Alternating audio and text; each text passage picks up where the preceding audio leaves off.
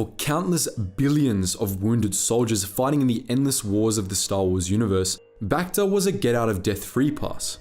The near-miraculous healing agent prompted rapid tissue growth and could heal virtually anything with enough time. But Bacta wasn't always the go-to healing agent in the galaxy. For thousands of years, that title had belonged to Kolto, a similar but markedly inferior healing agent produced by the Selkath of Manaan. The Selkath leveraged their control of the kolto supply to accrue power and wealth for their homeworld, building virtually their entire economy around exporting the substance. Once Bacta became popular, however, the status quo of Manaan imploded and the planet was never the same. Manaan was a world in the Piershak system of the Inner Rim, located fairly close to the heart of the core worlds. A vast ocean covered its entire surface, and its native sentient species, the Selkath, were amphibious, capable of breathing underwater and on the surface. From the dawn of their civilization, they were a peaceful people, living in pod-like underwater cities and establishing firmly legalistic societies. Early in their history, however, they were conquered by the Rakata of the Infinite Empire. The Rakata enslaved the Selkath and exported them to sites across the galaxy, where many were worked to death building monuments to the Infinite Empire. One such monument was built on Manaan itself, in the Rakhurt Rift, a darkside artifact known as the Star Map.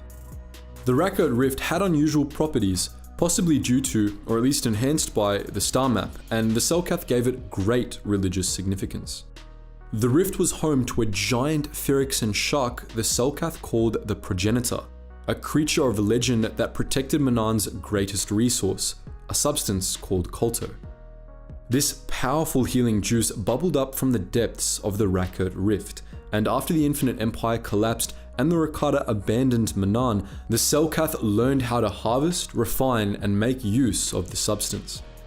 The Republic discovered Manaan within the first 5 millennia of Republic rule. At some point between 24,000 and 20,000 years before the Battle of Yavin, Manaan integrated itself into galactic civilization.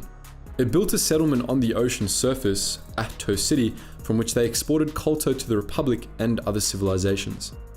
As the immense healing capabilities of kolto became widely known, demand for the product soared, and Manaan became very wealthy. Despite its status as a power player in the galactic economy, however, Manaan never fully joined the Republic, instead choosing to remain neutral so it could sell its kolto to all who wanted it.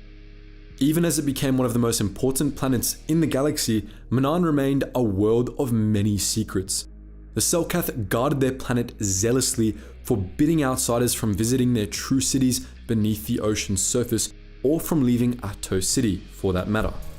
Wide swaths of Manaan were unexplored even by the Selkath, but the Selkath forbade outsiders from exploring it themselves.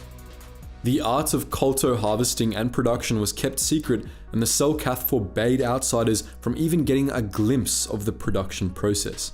The Selkath kept outsiders in the dark about their culture, society, and beliefs as well, choosing to appear to outsiders as stoic legalists whose judgments were always driven by logic instead of passion.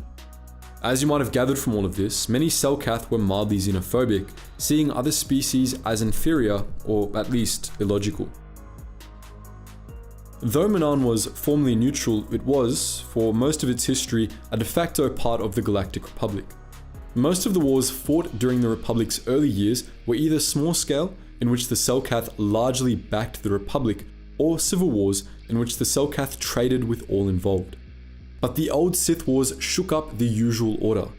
Starting with the Great Sith War, the Republic's enemies began conquering large swaths of the galactic government's territory, establishing themselves as legitimate rivals. This became the most pronounced in the Jedi Civil War, in which the new Sith Empire conquered a full third of the Republic, more than any other Republic enemy before it. During the Jedi Civil War, both the Galactic Republic and the Sith Empire sought to monopolize the kolto trade, pressuring the Selkath into giving them more favorable deals. Instead, the Selkath strengthened their neutrality laws. Manaan ended up trading with both the Republic and the Sith, making sure they gave neither side an advantage in trade over the other, except as punishment for breaches of the peace on Manaan. Both the Republic and the Sith were granted embassies and protective military garrisons on Manaan, which, for as long as the war lasted, was the only place in the galaxy where Republic soldiers and Sith troopers could be seen walking side by side. The Selkath forbade fights in the streets of Ahto City and severely punished those who violated this law, especially representatives of the Republic or the Sith.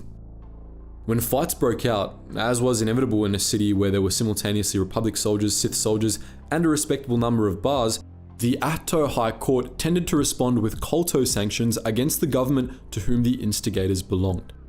This was meant to serve as a deterrent against breaches of the peace, but it actually had the opposite effect. The Loyalists and the Sith quickly figured out that the Selkath considered instigators to be the ones who threw the first punch, so they regularly attempted to goad each other into starting fights. Ahto City was a powder keg ruled by the 5 most legalist judges in the entire galaxy. A fun place for anyone who enjoyed the worst parts of politics. As you might expect, both the Republic and the Sith hated the Selkath and their neutrality, and during the Jedi Civil War, both factions worked to undermine it. The Republic secretly allied with the few reasonable Selkath in Manaan's government and built a kolto harvesting facility in the Rakert Rift, against Selkath law. Meanwhile, the Sith kidnapped a number of Force-sensitive Selkath youths, indoctrinated them into Sith ideology, and attempted to brainwash them into overthrowing their government and replacing it with a Sith-aligned puppet. During his visit to Manaan, the redeemed Revan exposed both plots. The Rakert Station plot was quietly swept under the rug by judges uninvolved in the conspiracy, but the Sith plot ultimately led to Manaan formally banning the Sith Empire from the planet in the last days of the war. It was after the Jedi Civil War that major problems began for Manaan. For reasons unknown, the kolto supply dwindled, forcing the Selkath to raise their prices. This happened at the worst possible time for Manaan. Around the same time, the insectoid Vratics of Typhera were beginning to market their own healing agent, a superior product they called Bacta. Produced by 2 local corporations, the Zukfra Corporation and the Zaltan Corporation, Bacta could only be made on Typhera, giving the Vratics complete control over the Bacta trade. Unlike the Selkath, however, the Vratics were much more open to the outside galaxy. They were perfectly happy to share the secrets of Bacta, and they were also willing to join the Republic. For the Republic, it was a win-win situation. They got a better healing agent, and they could stop dealing with the Selkath. Bacta quickly supplanted kolto on the galactic market, and predictably, this caused Manaan's economy to implode. Manaan attempted to join the Republic in a bid to salvage the situation and regain some of its lost prestige, but for some mysterious reason, the Republic snubbed them, rejecting their application. The Selkath's neutrality policy came back to bite them in the ass. A few centuries later, when Darth Vitiat's Sith Empire attacked the Republic during the Great Galactic War, the Selkath again offered to sell kolto to both sides, hoping the intense fighting would drive up demand for their weaker but still useful healing juice. The Sith responded to this offer by bombing Manaan and destroying Ahto City and all other surface installations. After the end of the Great Galactic War, however, the Republic and the Empire settled into an uneasy Cold War, during which the Selkath began to rebuild Ahto City. This time, they were successful in re-establishing the old trade situation. Despite this, Manaan continued to decline as kolto became increasingly obsolete. By the end of the old Sith Wars, the Selkath had lost every last shred of relevance. During the new Sith Wars, in which galactic civilization itself crumbled, the Selkath were cut off from the outside galaxy completely, leading them to abandon their surface cities and slowly revert to a more primitive state. Their society disintegrated into warring underwater city-states. They had recovered somewhat by the time of the Clone Wars and had even begun to export kolto again, but Manaan was never really the same, nor were the Selkath. One of the major focuses of Star Wars: The Clone Wars was how the war affected different peoples around the galaxy, from those who were heavily involved in the fighting to those who were trying to escape it. Of the latter groups, one of the more memorable is the Lurmen, a lemur-like species whose pacifism was put to the test when the CIS attacked their homes. But there's more to the Lurmen than that Clone Wars episode led on.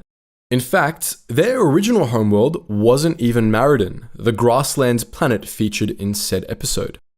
In this video, we'll be doing a deep dive into the Lurmen species and examining how the Clone Wars affected their beliefs. The Lurmen were considered a lemuroid species greatly resembling real-world lemurs in appearance. They stood at an average height of about a meter and were covered with fur, which was typically some shade of grey. They had claws, which they presumably evolved for climbing purposes, and unlike most sentient mammalians, they had long, bushy tails which they presumably used for balancing themselves while climbing. Lurmen typically had large tufts of fur on their heads, which sometimes resembled human facial hair. They also had large yellow eyes, which suggests that if the Lurmen were anything like the lemurs they resemble, they evolved from a nocturnal species and retained excellent night vision. Lurmen lived for an average of 76 galactic standard years, and most of them lived simple lives. Most spoke their native tongue of Lurmese and Galactic Basic, though apparently they spoke Basic with Irish or Scottish sounding accents. They weren't very tough, but they were extremely agile, skilled at climbing trees and avoiding attacking enemies. Some of the Lurmen on Miraluka also had the ability to curl up into balls and roll for faster travel. It's possible that all Lurmen had this trait, but some sources suggest that this was something the Miraluka Lurmen learned from the Manaan, a species of tall flatworms native to Miraluka who rolled around in this manner as their primary form of locomotion, as their walking speed was rather slow.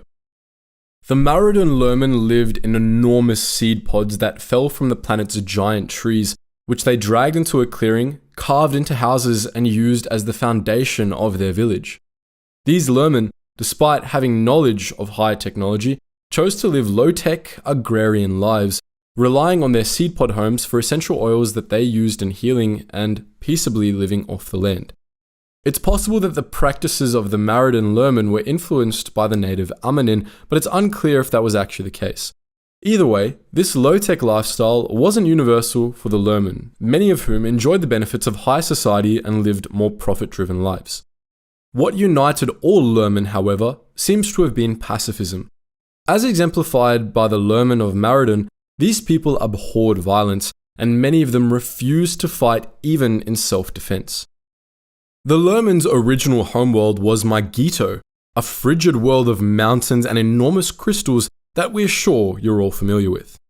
It's unknown whether or not the Lurmen evolved before Megiddo became tectonically inactive and settled into an ice age, though their thick fur seems like it would be well suited for survival in Megiddo's cold post-glaciation climate.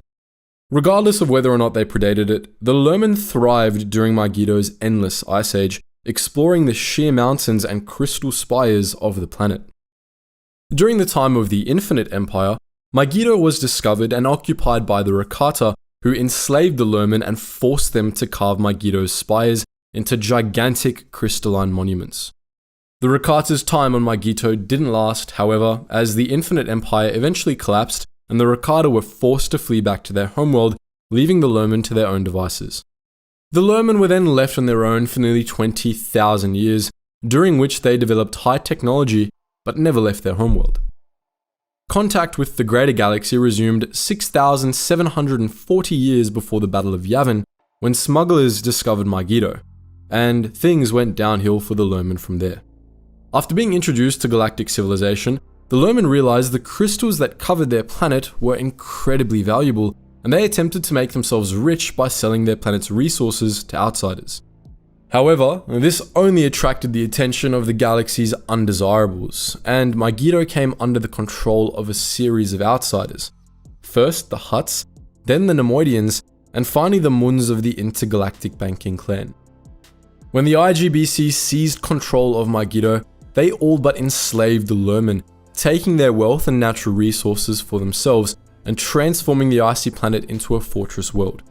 The Lurmen of Megiddo were treated miserably by their new Mun overlords, and the IGBC occupation dragged them into war with the outside galaxy, as the IGBC became a leading supporter of the Confederacy of Independent Systems.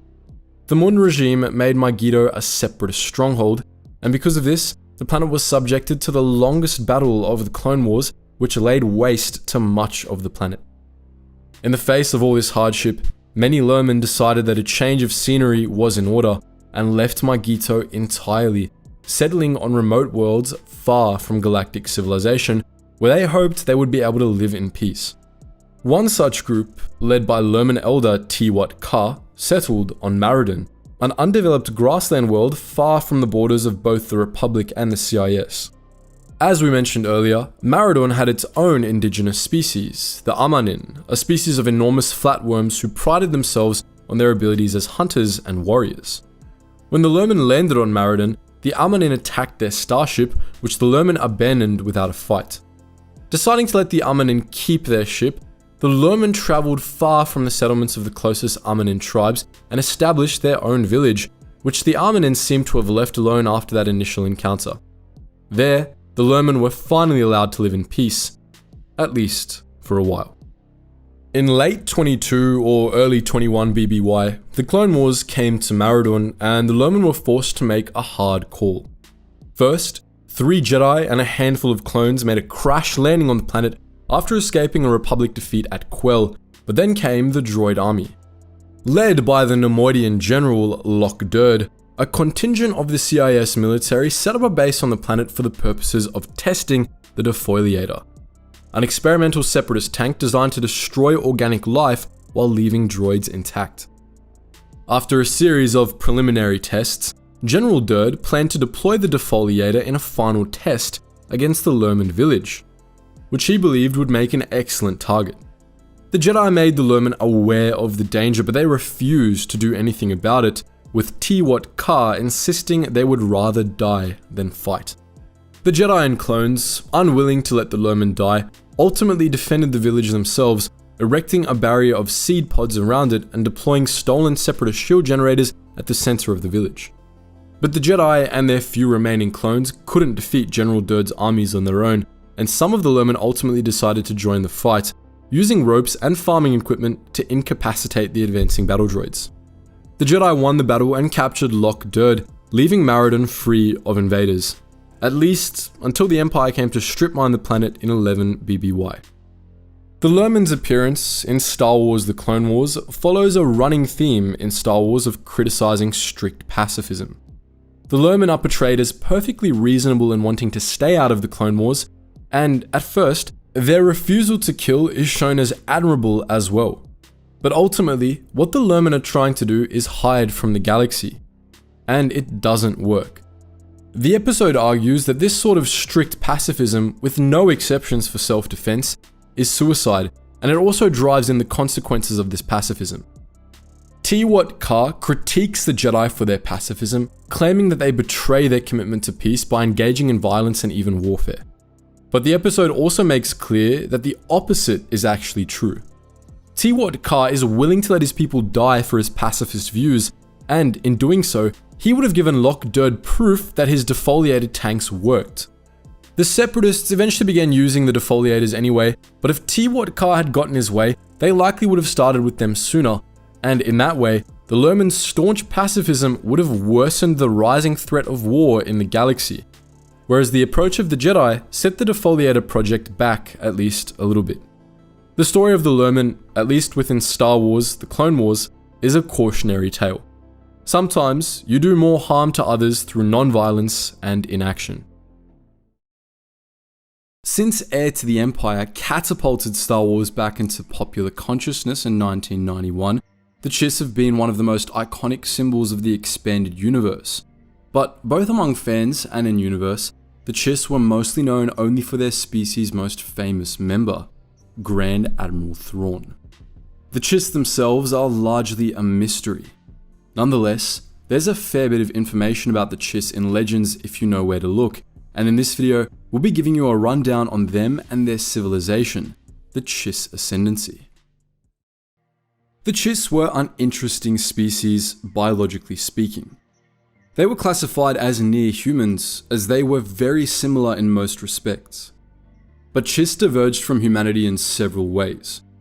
Externally, they had blue skin and red eyes, the shade of which became more intense the more oxygen was present in their surroundings. Most Chiss had jet black hair, but elderly Chiss occasionally had their hair go grey, which the Chiss believed was the mark of having sired exceptional children. Internally, Chiss had better metabolisms than humans, and they also matured much faster, reaching adulthood at 10 years old. In most other respects, however, they were pretty much identical to humans. This wasn't a matter of convergent evolution. DNA analysis indicated that the Chiss were descended from humans, just far removed from the species baseline. Their ancestors were believed to have been the crew of an ancient Coruscanti sleeper ship, one of many shot off into the stars around 27,500 BBY. Most of these sleeper ships settled in worlds in the core, while a few landed in the Tyon cluster far in the outer rim. But one sleeper ship went further than all the others, straying far into the unknown regions, where it eventually landed on the remote planet, Csilla. Csilla, initially, was cold, but not overwhelmingly so, with a temperate equatorial region and vast polar glaciers. The Chiss settled there and quickly diverged from their human ancestors, becoming their own species with their own distinct culture and government. In 5000 BBY, long after the formation of the Chiss ascendancy, Csilla entered an ice age that saw its glaciers grow to cover the entire planet, something that happened to Earth a few times in the distant past. But the Chiss survived this, and remarkably, they did so without all that much upheaval. They simply moved their cities underground, building warrens heated by geothermal activity. Either around this time or several millennia earlier, the Chiss returned to the stars, invented an analog of the hyperdrive, and formed their own interstellar empire, much as their distant relatives back in the Republic were doing around this time. This was the Chiss ascendancy, which soon became the most powerful civilization in the unknown regions. It consisted only of a measly 29 worlds, but it covered a vast swath of space which doubtlessly contained hundreds of uncharted habitable systems. Combined, these 29 worlds had a respectably large population, with Csilla, the capital, home to 8 billion Chiss. The ascendancy was governed by the ruling families, 9 clans of aristocrats that each oversaw a particular aspect of Chiss policy, ruled alongside a democratically elected parliament from the city of Sapla. The number of ruling families varied. At one point, there were only 3, while at others there were as many as 12.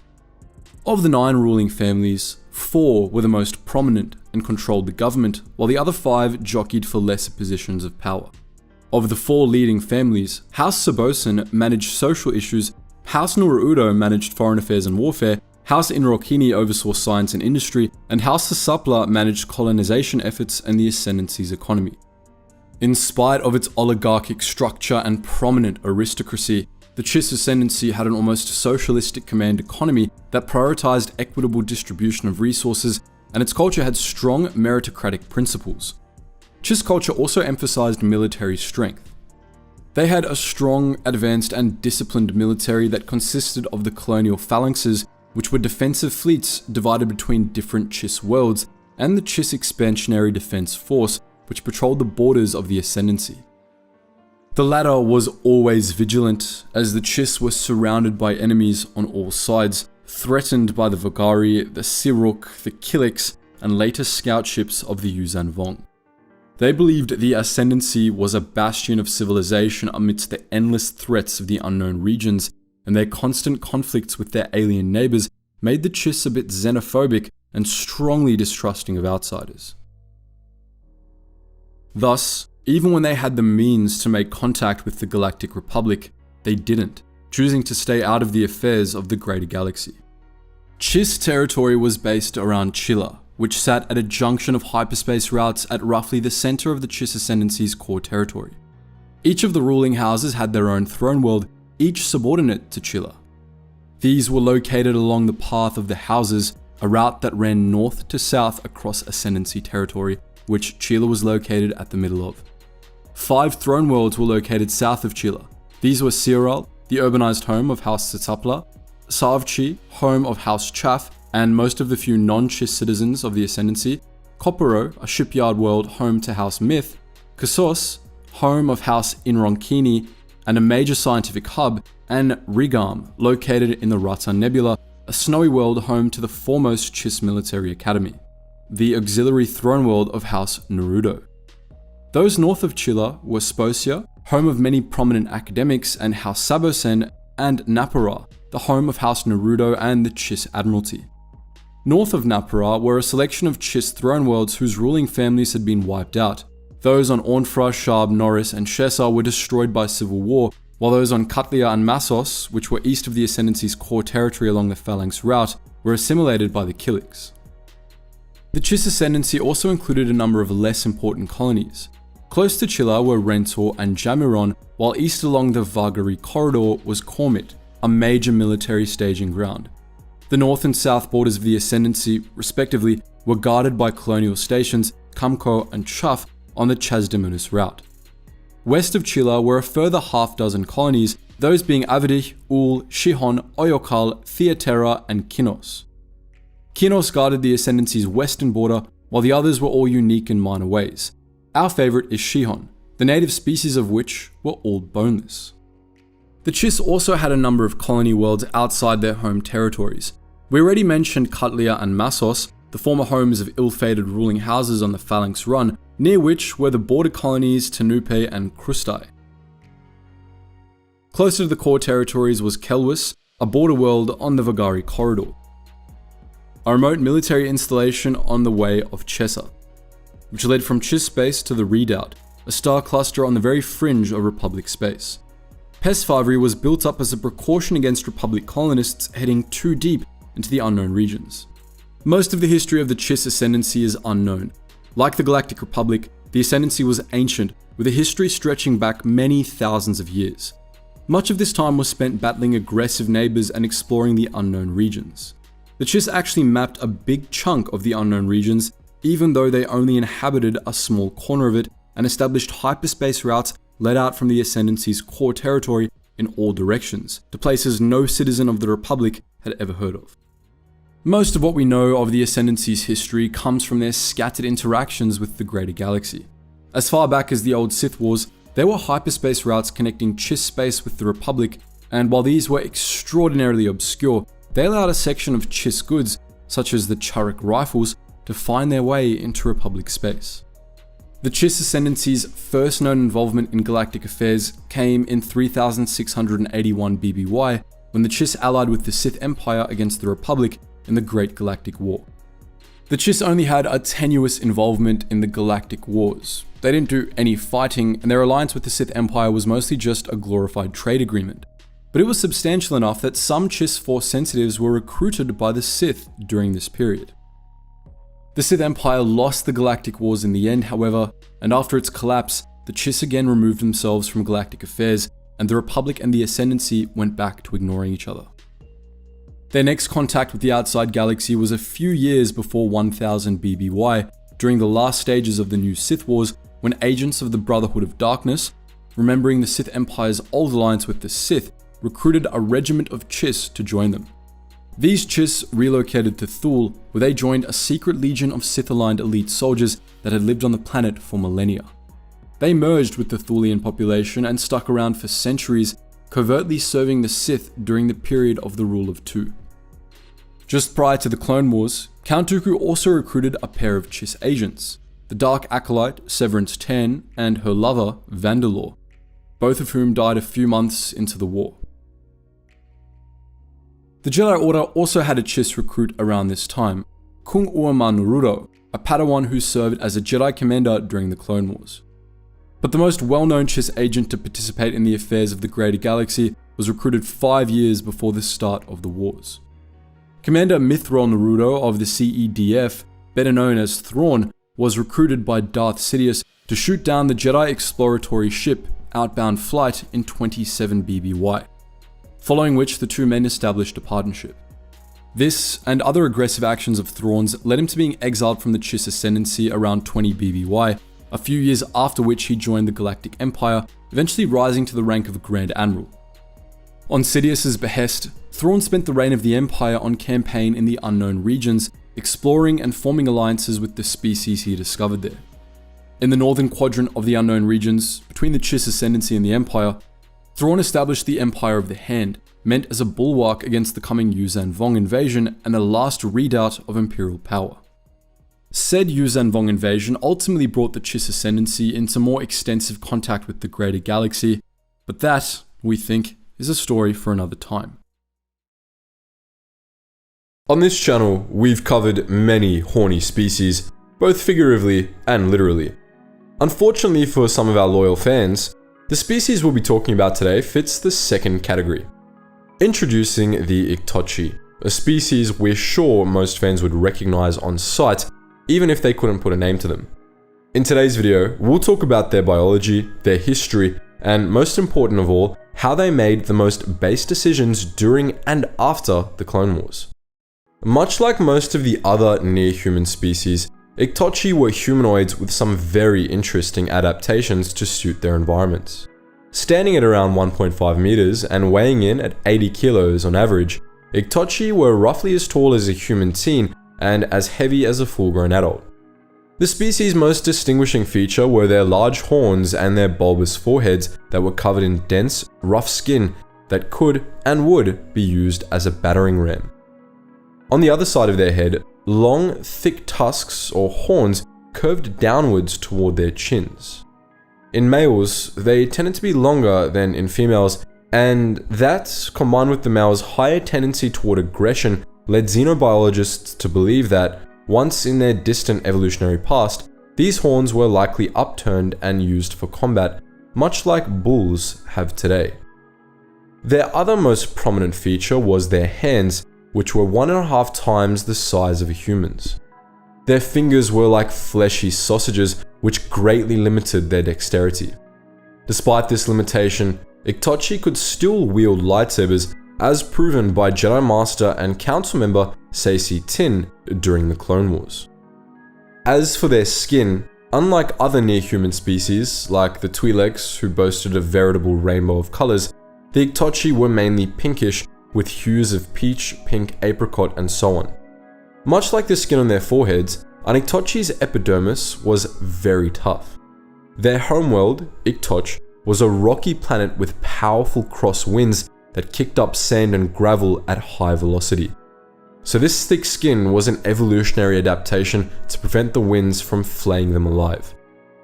That was, however, the only way in which the Iktotchi had thick skin. In most other ways, they were very sensitive people. Their species was blessed with powerful telepathic abilities, which naturally made them very empathetic. To protect themselves from seeming too emotional, they tended to mask their emotions behind an outward appearance of unfriendliness. But that wasn't the only natural gift their species possessed. The other, and arguably more valuable one, was precognition. This commonly refers to a Jedi's ability to sense something imminent thanks to the Force. In the Iktotchi's case, it meant that, when they were on their native world, they were able to have direct knowledge of the future, often through visions. Because of their psychic gifts, Iktotchi weren't very welcome in the galaxy at first. Although they could adapt well to living with others and were very respectful, other beings usually found their telepathic and precognitive abilities creepy and bullied them. Others tried to take advantage of them for more nefarious purposes, which is also why Iktotchi were banned from every casino in the galaxy ever. Despite this negative side to their abilities, it turns out that it was exactly because of them that they made some really big brain moves during the Galactic Civil War. The Iktotchi's history begins on the rocky moon of Iktotch out in the Outer Rim, a rocky moon orbiting the gas giant Iktotchon. As we mentioned earlier, Iktotch was plagued by sand and gravel windstorms that would have flayed other beings alive and was thus considered inhospitable by most of the galaxy. The only people who could live there were the Iktotch. Indeed, the only sentient species in their sector. In their early days, they lived in the mountains and were still a primitive but sentient beings when the Kwa discovered them. Now, the Kwa were a reptilian species from Dathomir. Over 100,000 years before the Battle of Yavin, the Kwa established a great and surprisingly benevolent empire across the Outer Rim. They had mastered the Force and relied on technology they invented called the Infinity Gates to get around. Later, the Kwa would clash with the Gree and the Rakata, the latter of whom eventually wiped them out between 30,000 and 25,000 BBY. But when the Qua were still kicking, they stumbled upon Iktotchi and stuck around enough to teach the natives how to use the Force.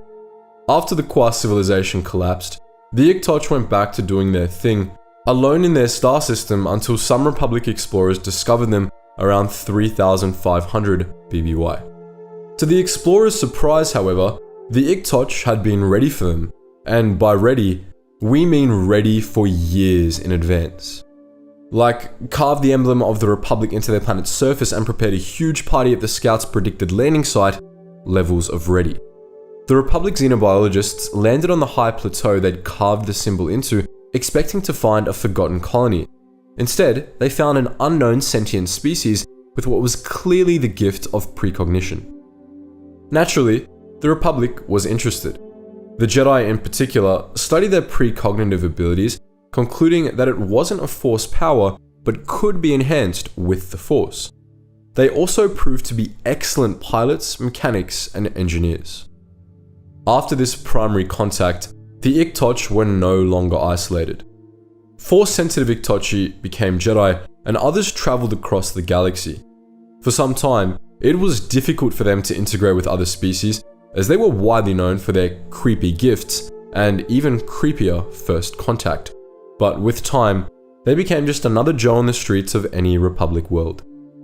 Unfortunately for them, and for the galaxy at large, this fragile peace didn't last forever. It turns out that the Iktotchi's big heads made room for some mega wrinkly brains, as they proved during and after the Clone Wars. Before the Republic fell, Iktotchi diplomats had a vision of the forfeiture of the Republic and the rise of the Empire. Determined to prevent this tragedy, they did everything they could to raise the alarm and get the Republic to actually do something about an impending threat. But if you've ever seen any of our videos about the Republic and the Jedi Order, you'll be able to correctly predict that their warnings fell on deaf ears, and the Republic did absolutely nothing. When the Iktotchi realized they weren't being taken seriously, they made what we believe to be one of the most rational decisions of the Clone Wars and jumped ship, returning to their homeworld en masse and leaving the stupid humans to make their own messes and live with them. While the Republic and CIS fought their petty war, then bit the dust when the Emperor took over, they were back on Iktotchi building orbital colonies to make sure all their immigrant brothers and sisters had a safe place to live with proper access to food and water. Palpatine, for one, was perfectly happy for them to nope out of galactic affairs and left them alone. He set up a blockade around their system, but otherwise didn't bother further. He didn't even install a puppet governor on their world. The Iktotchi were left to live their lives and continue their species, and Palpatine had Palpatine things to do. Perfectly balanced, as all things should be. During the Galactic Civil War, the Iktotchi continued to let the galaxy deal with the problem they had accurately predicted and warned them about.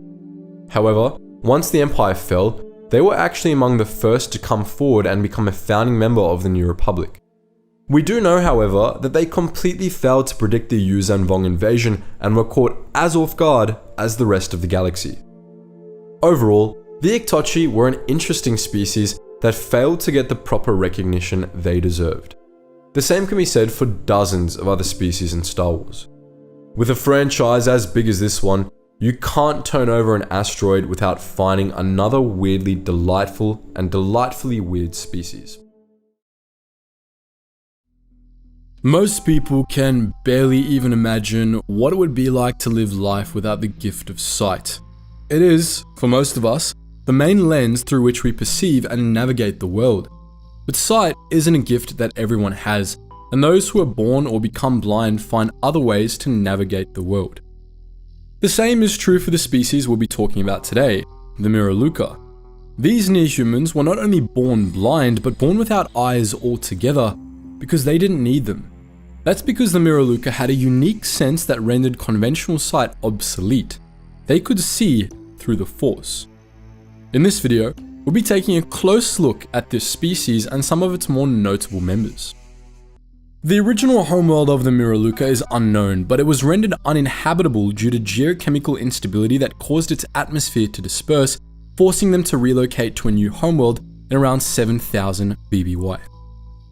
They ultimately settled on Alpha Redes, a planet in the fast east sector of the expansion region. Their new homeworld was located on the edge of the Veil, a molecular cluster that made hyperspace travel in the region difficult, and it was far from any major trade routes, leaving the Miraluka isolated from the galaxy. Alpha Ride's son, Arbor, was a red dwarf that primarily emitted infrared light, and as a result, the Miraluka lost the ability to see visible light over the next few thousand years. Indeed, they lost their eyes altogether, though they retained vestigial sockets in their skulls. On Alpha Ride's, the Miraluka established an agrarian society spread out all over the planet. They had very little industry, which provided them with farming equipment, repulsor lift transport, and computers, and only a handful of population centers, with most Miraluka living in rural communities. Even by the time of the Great Sith War, 3,000 years after the first Miraluka settlement, the whole planet only had a population of 1 million. Alpha Rides was ruled by a council of 23 representatives, one from each of the planet's provinces, though the Miraluka state didn't do all that much, as Alpha Rides was a peaceful and generally uneventful world. The Miraluka were typically deliberative and cautious. They cared little for wealth or power, and they were rather collectivist, seeing all Miraluka as family and doing their best to act in the interest of the greater good. Most Miraluka were content to spend their lives just vibing on Alpha Rides, but some younger Miraluka were more adventurous and travelled off-world to tour the galaxy. Those who did quickly learned that baseline humans found their eyelessness off-putting, so the Mira looked to wearing bands or veils where their eyes would be. The Miraluka also established a single colony world, Qatar in the mid-rims of Ensori sector, where some of the more ambitious Miraluka settled. Qatar was less isolated, though it was still obscure, and it maintained relations with the Republic. Alpha Rides itself, however, remained mostly isolated. That changed with the advent of the Great Sith War, during which the Mandalorian Crusaders invaded the planet and had to be driven off by the Jedi. During the battle, the Jedi became better acquainted with the Miraluka, and they discovered that all members of the species had strong connections to the Force. After the war, the Jedi established a small satellite academy on Alpha Rides and began training the stronger Miraluka as Jedi. Let's hold that train of thought for now and talk about Force sight. The Miraluka were, for the most part, identical to baseline humans in all but two respects: their lack of eyes and their stronger than average connections to the Force. These two traits were actually related to each other, as it was through the Force that the Miraluka saw the world. As they lost their conventional sight after their settlement on Alpha Rides, they started to develop a greater natural affinity to the Force, which granted them the ability of Force sight. This was an ability that Force sensitives of other species could use, though it took considerable training for even gifted Jedi to master Force sight. By the time of the Great Sith War, however, Miraluka were gifted with Force sight from birth, and while Jedi had to concentrate to maintain Force sight for extended periods of time, most Miraluka lived their whole lives seeing the universe in this way. Force sight was not a simple replacement for conventional sight. It didn't allow the Miraluka to see normally through the Force, but rather, it allowed them to see the Force itself. They could see the Force auras of all other living beings, with beings being more visible the stronger they were in the Force. Those who were especially strong in the Force seemed to glow brightly to the Miraluka, while the shapes of non-living things were faint and hazy. As a side effect of this constant Force sight, Miraluka with particular strength in the Force were especially adept at Force precognition, which relied on the same basic perceptions. This gave the Miraluka a unique perspective on the universe. While even most Jedi had to reach out to sense the bonds the Force forged between all living things, they were an accepted fact of life to the Miraluka, who saw the world through them. To the Miraluka, the very concepts of beauty, life, and everything that was worthwhile were defined in terms of the Force and the interconnection it entailed. To an extent, this alienated them from members of other species who didn't see the world in the same way and were often ignorant of their connection to everyone else around them. The Miraluka found this sort of ignorance to be horrifying, disgusting even. This was to such an extent that when Darth Nihilus forced Visas Ma to see the universe in this way, even though it was just for a moment, it destroyed her will to live. He made me see, and for the first time I saw the galaxy, and I wished to die. To this galaxy, my world, absent the currents and spectrums of the Force, was nothing but crude matter, rock, flesh, emptiness. He showed the flickering of life on other planets. The mass of beings that swarm through the empty places of the galaxy. To see such creatures, disconnected from themselves, their world, their place in it, unable to see the currents and how they affected everything around them. To the Miraluka, it was everyone else in the galaxy that was blind, and theirs was a blindness far worse than the lack of conventional sight. It was because of this that they became close friends with the Jedi Order once the two became acquainted.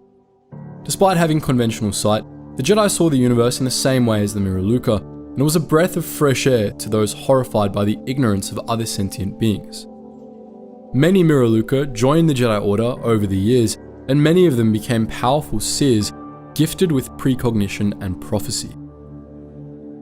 The friendship with the Jedi Order ultimately brought tragedy to the Miraluka. During the Dark Wars, as Darth Nihilus and the Sith Triumvirate fought from the shadows to wipe out the Order, what remained of the Jedi were in a conclave on Katar, hoping that being among the Miraluka would help them see the threat that was destroying them. They succeeded, in a sense. The gathering of so many Force sensitives on Katar called out like a beacon to Darth Nihilus, who came and cleansed the entire planet of life, consuming the Jedi, the Miraluka, and all else on the colony. Only one living being survived on the entire planet, Visas Ma, who was badly traumatized by the experience of everything else dying around her, fading from her sight and leaving her truly blind. Nihilus took Visas as his Sith apprentice after the death of Katar, though in truth, she was more like a slave than an apprentice. Ultimately, she defected to join Mitra Surik, the Jedi exile, who helped her kill Nihilus and find some semblance of healing. After the Dark Wars, the Jedi Order recovered and the Miraluka continued to be close allies of the Jedi. Huge numbers of Miraluka joined the Order over the years, and many of them who weren't strong enough in the Force to become full-fledged Jedi worked for the Order as teachers or administrators. The Miraluka also had their own order of Force sensitives, the Luca Sene, somewhat like the Keldor. Unlike with the Jedi Order, membership in the Luca Sene wasn't a full-time job. The group was mostly academic in nature, and its members had day jobs in all walks of Miralukan life. The Luca Sene were firm lightsiders and close friends of the Jedi Order, and some Miraluka Jedi were members of the Luca Sene as well. The Luca Sene and the Miraluka as a people did have some ideas that slightly differed from those of the Jedi, however. The Miraluka understood the Force through the lens of two gods, Ashla and Bogan, much as the very early Jedi had. They also didn't believe in good or evil, though they nonetheless firmly rejected the dark side.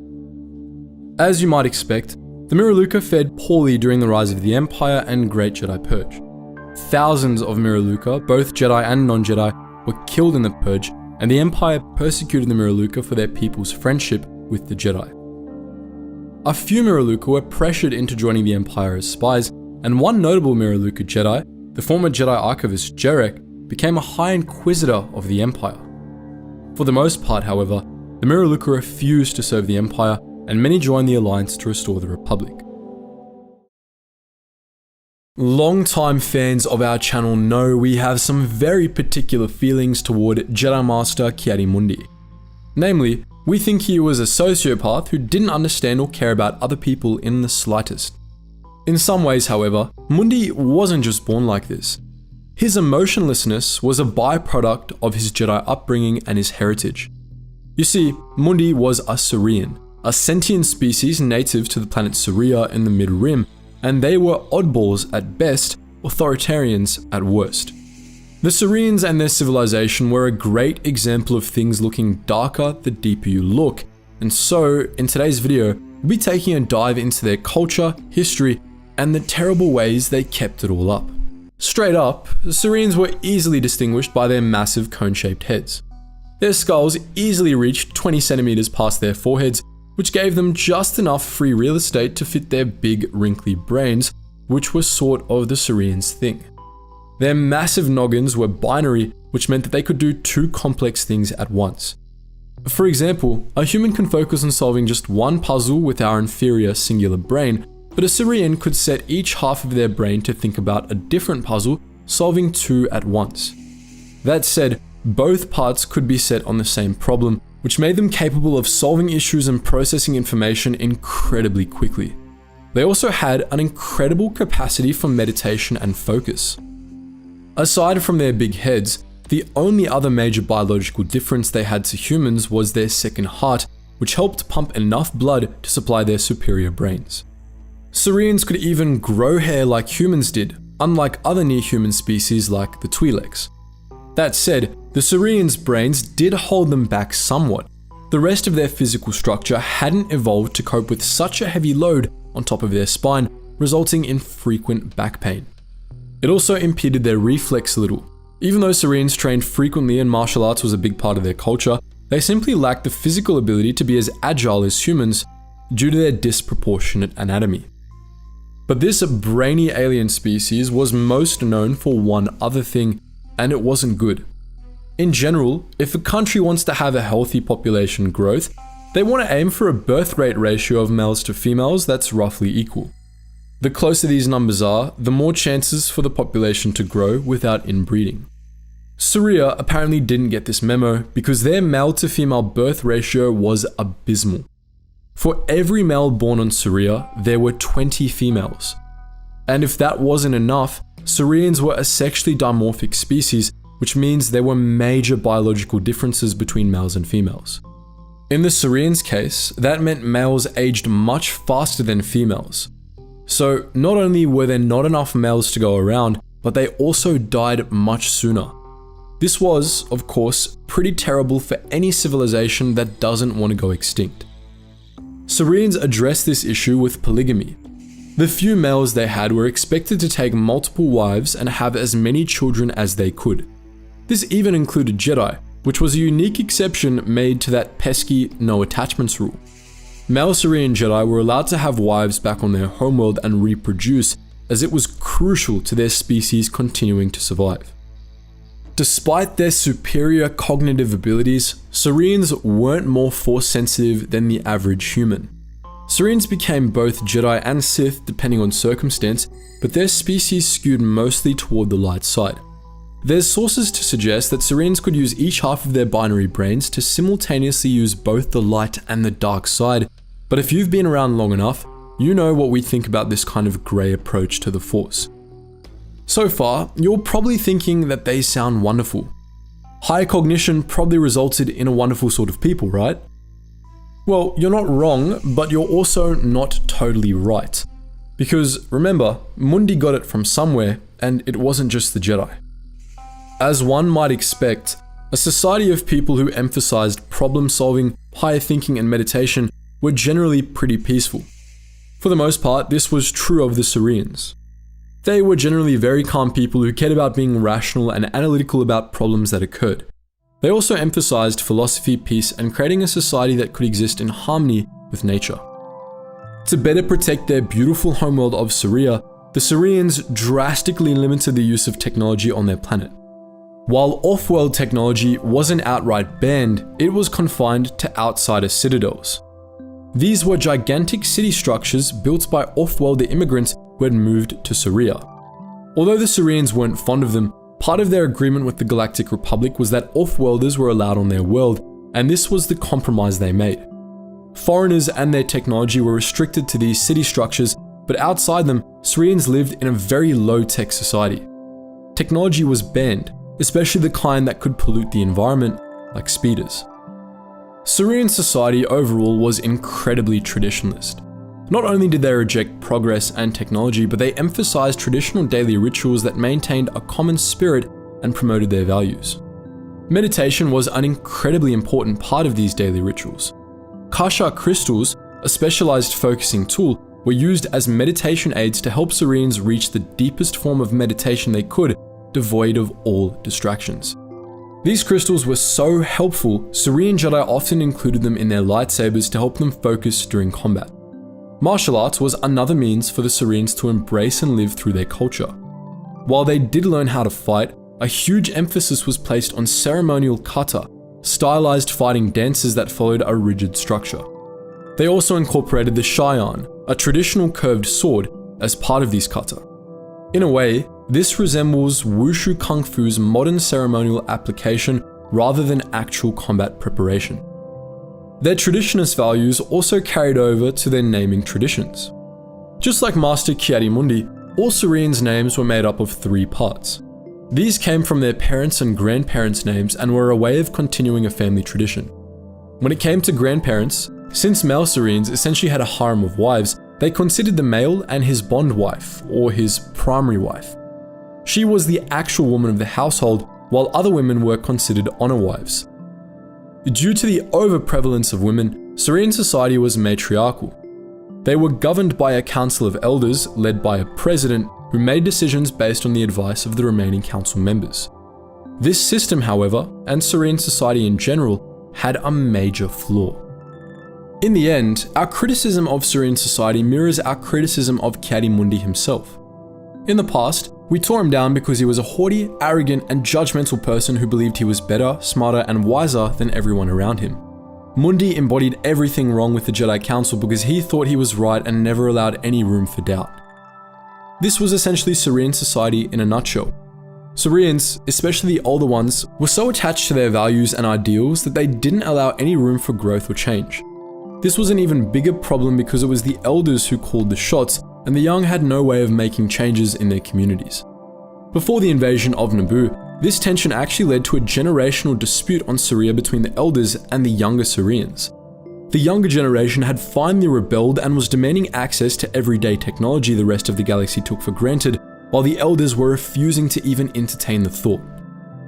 In the end, Mundi himself quelled the unrest by finding the instigator, a Chivon named Effant Mon, and taking care of him. We have to point out, however, that the Cereans dealt with the issue not by encouraging dialogue and compromise, but by essentially beheading the movement for change and expecting everyone to toe the line again. This isn't a great example of a democratic or flexible society, and inflexible societies eventually crumble. The Cereans didn't quite get to see that. During the Clone Wars, their system was attacked when Tarsier, the Cerean Jedi Watchman in charge of the system, was called away. The CIS took the opportunity to attack, killing over 1 million in the Battle of Cerea. This was devastating to an already fragile population, and following these events, the Cereans retreated even more into their own world, withdrawing from galactic affairs. In a galaxy as vast as that of Star Wars, it really isn't a surprise that dark, unsettling things lurked in the deeper corners of the world. We've covered some of these less amicable beings in the past, such as the murderous Charons who wanted to cleanse all life from the universe. Like any good fantasy series, Star Wars has its fair share of creepy monsters, and today we'll be looking at one of them, the Anzati. We're sure some of you have heard about them before, as they're fairly well known among tabletop gamers, role players, and comics fans, but for those of you who've never heard of them, you're in for a treat. Now, at first glance, the Anzati didn't look like anything special. They were a species of force-sensitive near-humans. They had greyish or brown skin and were a little smaller than the average human, standing at an average of 1.6 meters tall and weighing around 60 kilograms. Scientists had very little chance to study an Anzat person, but from the few medical records that were found on this species, it became clear their biology was bizarre. The Anzati had no pulse, no way of generating or maintaining body temperature, and by all accounts, they shouldn't have been alive at all. We're only amateur xenobiologists, but if we had to guess, we'd attribute these biological anomalies to their diet, and connected to that, their only real outlandish biological feature, their face feelers. These slurpers, usually known as tentacles to beings of culture, were twin probosces that protruded out of an Anzat's face, one out of each cheek. As they extended out of little slits by their noses, these slurpers uncurled, long and thin, and the perfect size to extend up another sentient's nose. Because an Anzat's favorite food was none other than brain, fresh and warm from inside of your noggin. They had several names for their preferred food, including soup, luck, and sea of memory, none of which make us feel any better about the whole affair. When the Anzati fed on another being's brain, they didn't just eat the organ itself. No. They went the extra mile to feed on the living force within that being, leading to their fan-given nickname of Force Vampires. That's why the Anzati preferred feeding on Jedi and other Force sensitives. And who can blame them? We've also been guilty of buying the extra large meal. As you'd expect for any creature that thought force-speeding Jedi and Sith were the definition of fast food, the Anzati were disgustingly OP.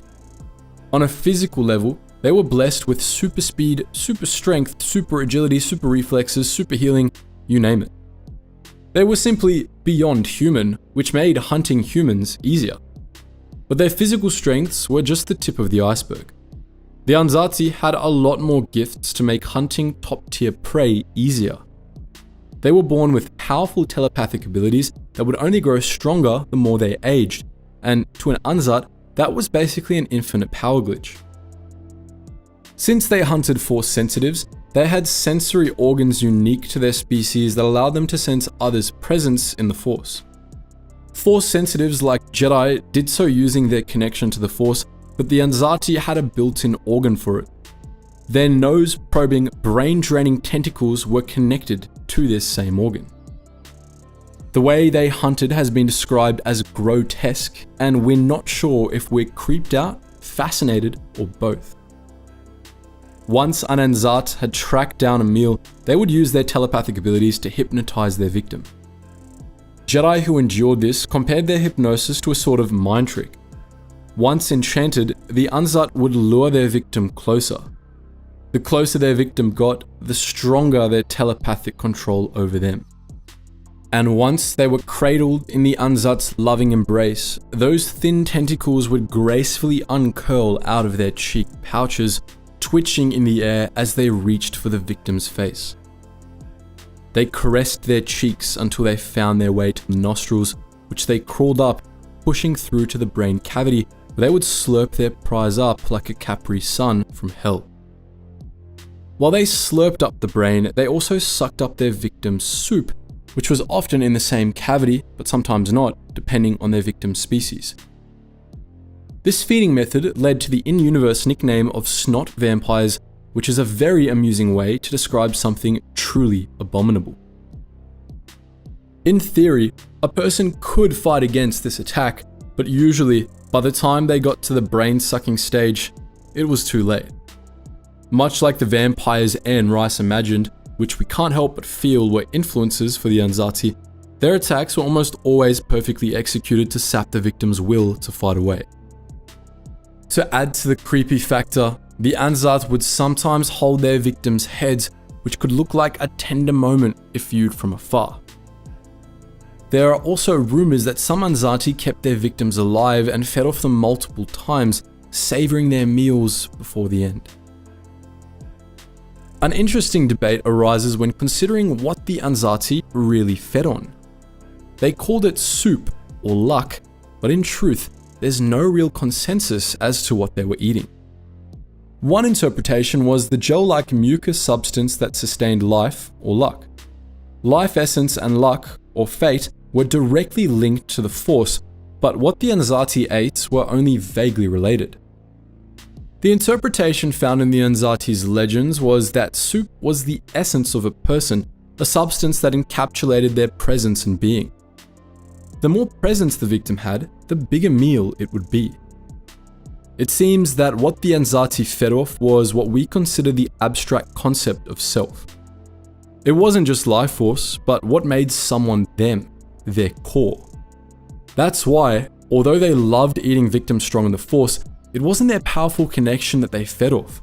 Rather, being strong in the Force tended to have strong senses of self. The fact that they loved eating Force users was correlation, not causation. Not that the Anzati cared. They were so ancient that even the concept of the Force seemed like just another New Age fad that would die away. Because, did we mention? The Anzati weren't just preternaturally strong, they were also pretty much immortal. They could live hundreds of years, even millennia. To sustain themselves, they didn't even need to feed all that often. They could eat a dozen or so average beings a day, but more substantial individuals meant that they needed to eat less. While it was technically possible for them to starve to death, it wasn't something that was likely to happen. Back to us comparing them to modern vampires, Anzati were obsessed with feeding. Their entire culture revolved around soup and how to get it. Once they set out to hunt, their hunger consumed their every conscious thought. To an Anzat, other people were nothing more than a potential meal, there only to be eaten at their pleasure. The older they got, the greater their hunger became, which, in turn, meant that the older an Anzati got, the more insane they would become. As the hunger took them over, there was less and less room for critical thought. That's how most Anzati ended up dying. In a fit of hunger-driven insanity, they would miscalculate and end up dead at the hands of their victims or the community they were hiding in. As was common with other ancient species, Anzati didn't reproduce frequently. When they did, they didn't even name their spawn. They allowed them to pick their own name. When young Anzati reached a century old, they were considered adults and would leave their community in search of soup. If you've ever read Anne Rice, you'll know her vampires are merciless predators, but also incredibly passionate about art. Much like them, the Anzati were also known to be patrons of the fine arts, such as poetry, literature, music. Not only did they appreciate others' creations, but they also produced their own. With their centuries of life, that gave them more than enough time to perfect one craft, then move to another. That's what made the pursuit pointless. Many thought the Anzati were brilliant scholars or artisans, but the truth was that they never bothered mastering any trade other than the art of feeding. It would have been trivial, therefore not worth doing. Taste in art aside, the Anzati did like any good vampire knows to do and blended in. They kept low profiles, hunting in swift secrecy, and did what they could to be overlooked. That way, they lived among their herd of prey, feeding at their discretion without ever arousing suspicion.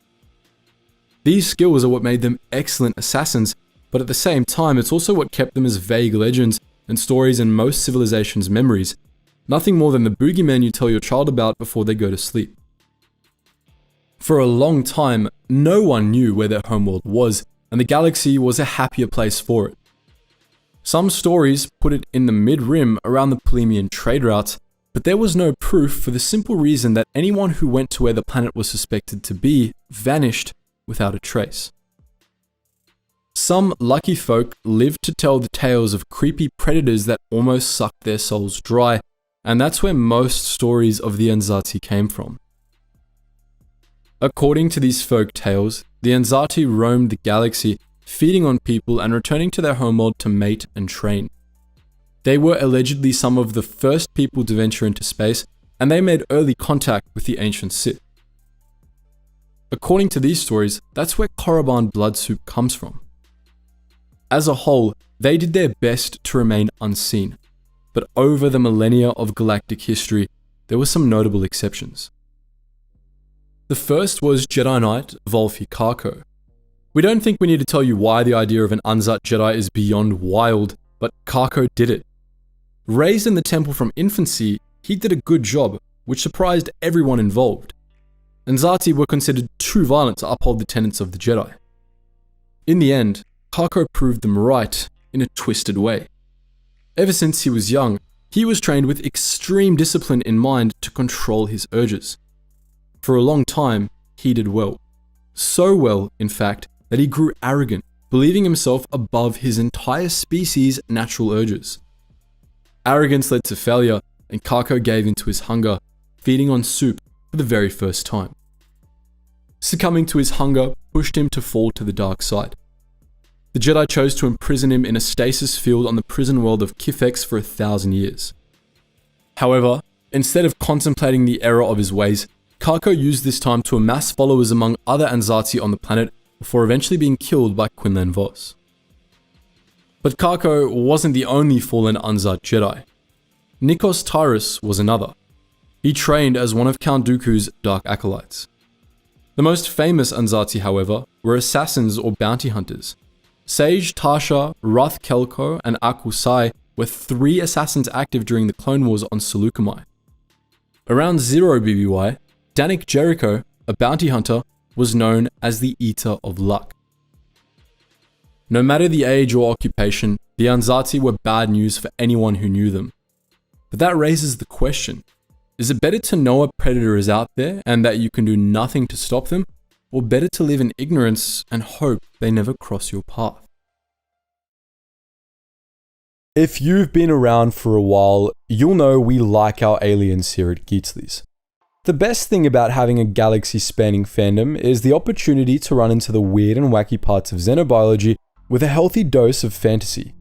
There are countless alien species we personally find fascinating, and we've spent a good amount of time trying to document every single one. In today's video, we'll be looking at a lesser known, but still pretty badass species, the Karkarodons. Named after the great white shark, these mouthy aliens wouldn't hesitate to bare their teeth and send you swimming with the fishes. So brace yourself for a bunch of fishy puns, and let's dive right in. As you'd expect, the shark-like Karkarodons were native to the aquatic world of Karkaris, located in the Outer Rim territories. Karkaris lay at the tail end of the Polemian trade route and neighbored another star system known for its amphibious denizens, the Calamari sector, home to Mon Cala. This detail will be important later. The planet itself was, in 2 words, frighteningly beautiful. Most of its surface was covered by temperate oceans, with small landmasses scattered throughout that served as a base for the planet's industry and spaceports. The ocean itself was veritably teeming with life. If you've ever played Subnautica, we'd like you to remember the sheer numbers of aquatic creatures, plants, and geological structures you could find in that game. Karkaris was very similar, even down to the dangerous shark-like predators that lurked in the ocean's depths.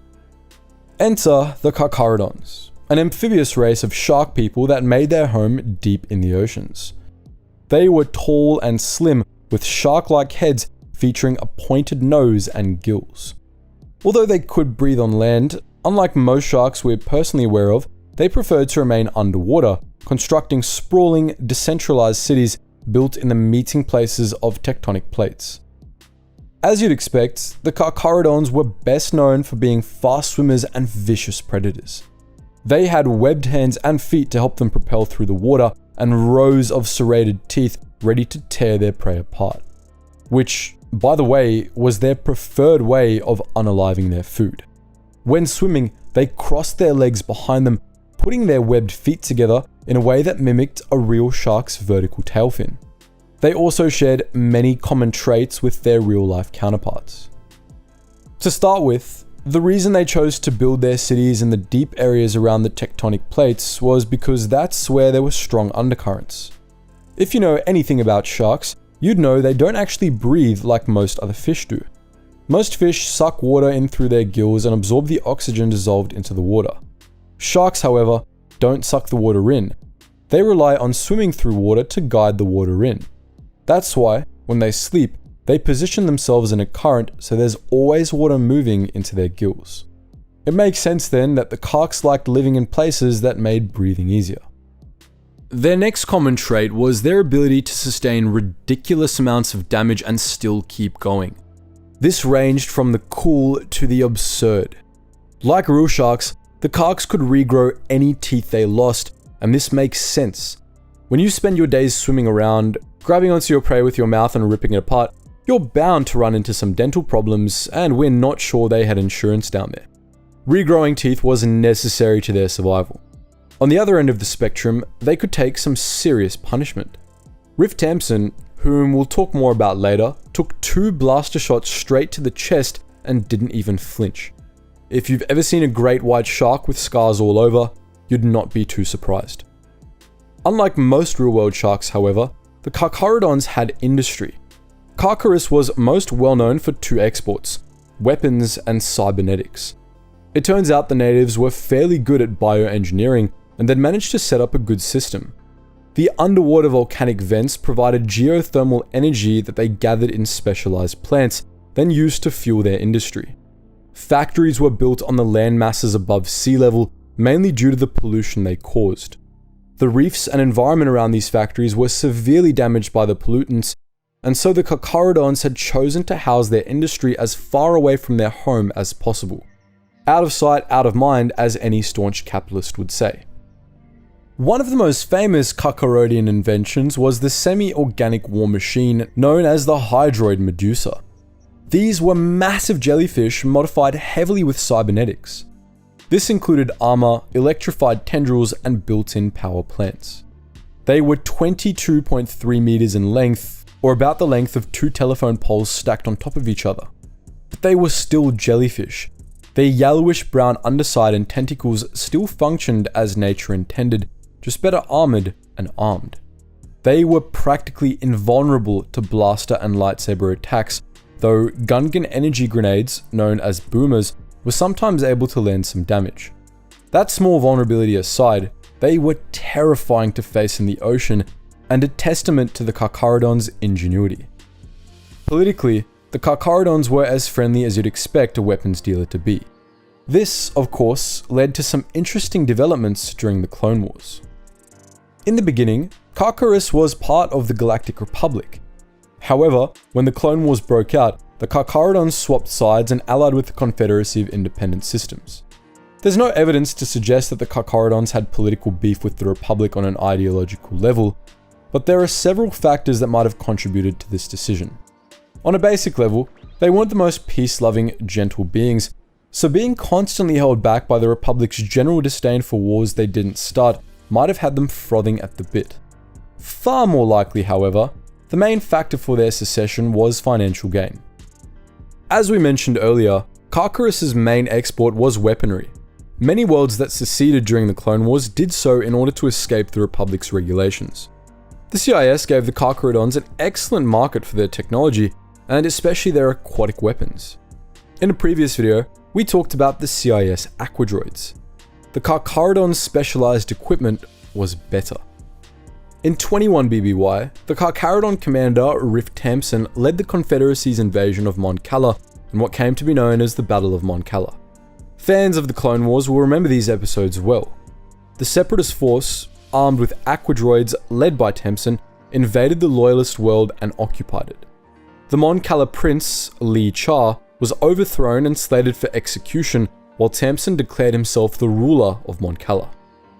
Fans will likely remember that there were 2 dominant sentient species on Mon Cala: the Loyalist Mon Calamari and the Separatist-aligned Quarren, who had a bone to pick with their neighbors. Initially, it seemed like Mon Cala was lost. The Hydroid Medusas Tamsin had brought with him from Karkaros were incredibly effective against Republic forces, and the Separatist Quarrens fought hard under Tamsin's command. However, when victory seemed certain, the Quarren chieftain Nosori betrayed Tamsin. The Quarren weren't about to allow an off-worlder to take command of their homeworld. In the confusion caused by the Quarren joining the other side, Lee Char was able to kill Tamsin, and the Republic, Jedi, and Quarren forces were able to prevail. Not much is known about the fate of Karkaros after the Clone Wars. Presumably, it was eventually annexed by the Empire, as most Separatist worlds were, and made to serve the Imperial machine. That said, given the nature and industry of the Karkarodons, we'd tentatively bet that they found this turn of fate a little more palatable than some other worlds did. But who can ever really tell what a shark is thinking? Star Wars, like many fantasy series, goes out of its way to give us a wide variety of species to make its universe feel vast and varied.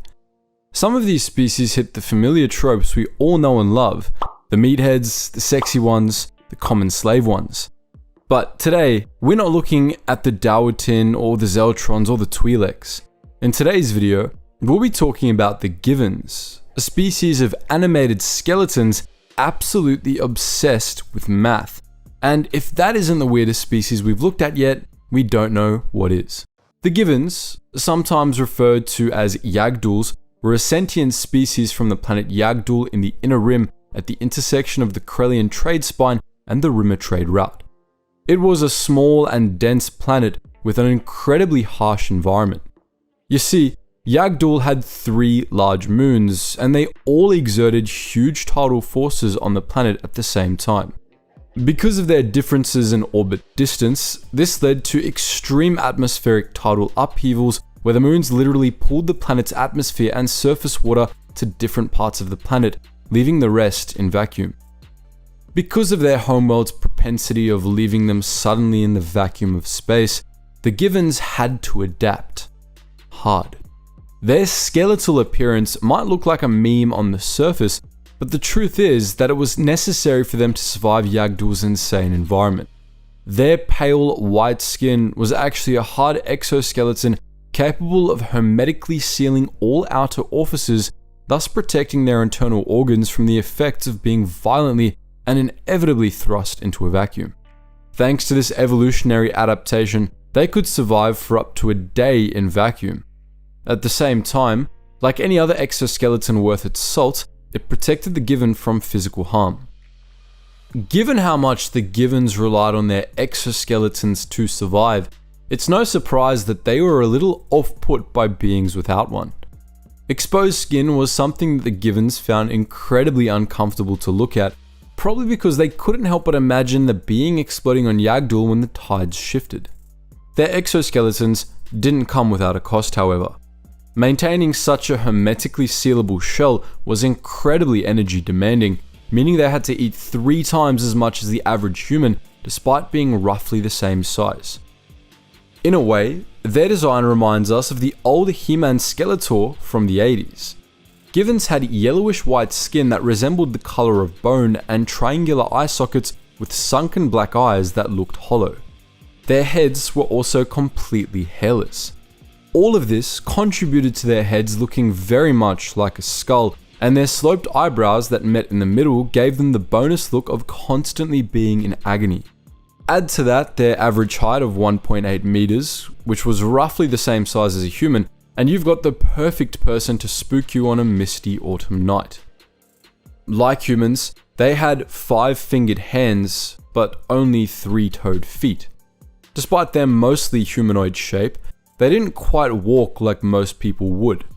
As they moved, they kept their arms and legs out to the side in what humans would consider an extremely unnatural fashion that some compared to that of Twi'lek string puppets. We're pretty sure this didn't win the Givins any real popularity. As you would expect from a planet with such a turbulent environmental situation, infrastructure on Yagdul had to adapt to the same hardships. Normal architecture couldn't hold up to the violent way the planet's atmosphere and surface water would shift around, nor up to the sudden existence in a vacuum. The Givins, however, found a way to overcome these engineering setbacks. In short, they just took what their exoskeletons did for them and applied it to a much larger scale. Givin cities were thus built to be hermetically sealed off from the outside, meaning that any tidal upheavals would buffer harmlessly against the exterior and leave the interior unaffected. We have little information on the specifics of how this worked, but given how other peoples of the galaxy created similar structures, we'd have to assume the Givins employed similar methods of atmosphere, temperature, and humidity regulators.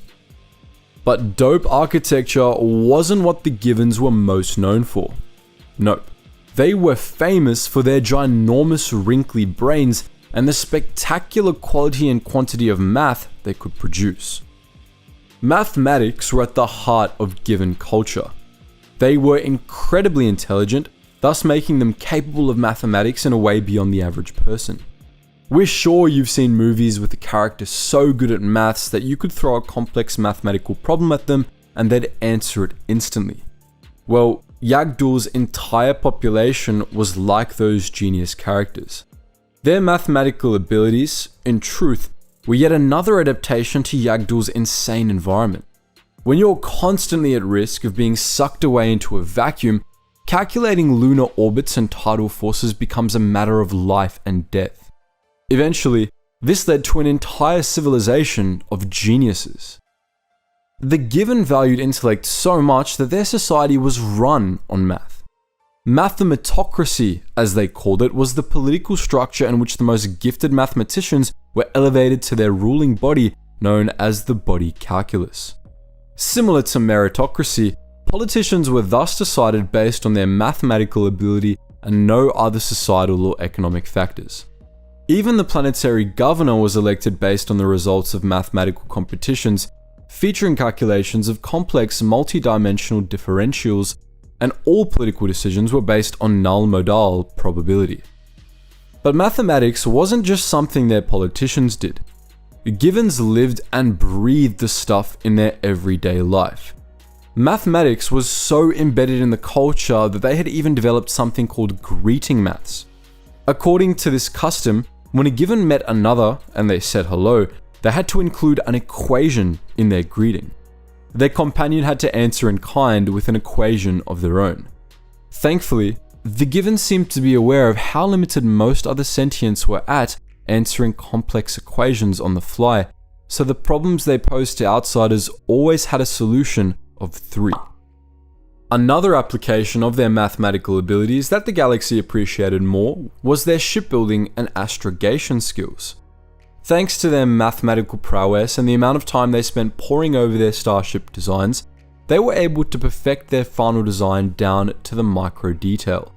This resulted in some of the galaxy's most efficient, complicated, and sleek ship designs. However, there was one significant drawback. Since Givins were so intelligent they could navigate the stars with their minds alone, and thanks to their exoskeletons, they never included navicomputers or pressurization systems in their starcraft. Both these modules were unnecessary for them, but off-worlders had to modify their vessels so they could actually use them and not die. Because of their appearance, most sentients weren't huge fans of the Givins, as you might imagine. However, because of how intelligent they were, they didn't find it too difficult to join various scientific fields and be respected scientists. That said, the Givins weren't completely innocent of speciesism. They respected some shipbuilding species, like the Duros and the Verpine, but they downright disliked the Mon Calamari just because of their differences in shipbuilding philosophy. They also tended to arrogantly look down on most other species. One reason was that they couldn't survive in a vacuum, and the other was that they were inferior to the Givins when it came to math. Other beings' general inability to properly use greeting math also led many Givins to the conclusion that other species were rude. Over the course of galactic history, they had an interesting trajectory. Although they were initially a member of the Galactic Republic, they decided to secede in 22 BBY before the outbreak of the Clone Wars. The body calculus had developed a model of the Republic's trajectory using the current political situation and had concluded that it was doomed to fail. Therefore, they concluded they had no other choice but to secede in order to protect Yagdul from going down with them. Along with the notification of Yagdul's secession, the Senate was also provided with complex graphs and charts explaining the mathematical conclusion the Givins had reached. We think Givin Senator Dagibus Scoratolis puts it best.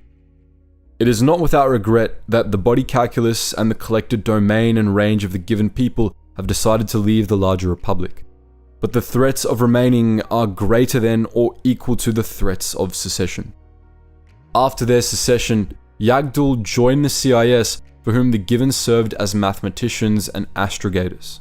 They mapped new hyperlane routes for the Confederacy and supplied them with ships, amongst them the Wavercrest class frigates.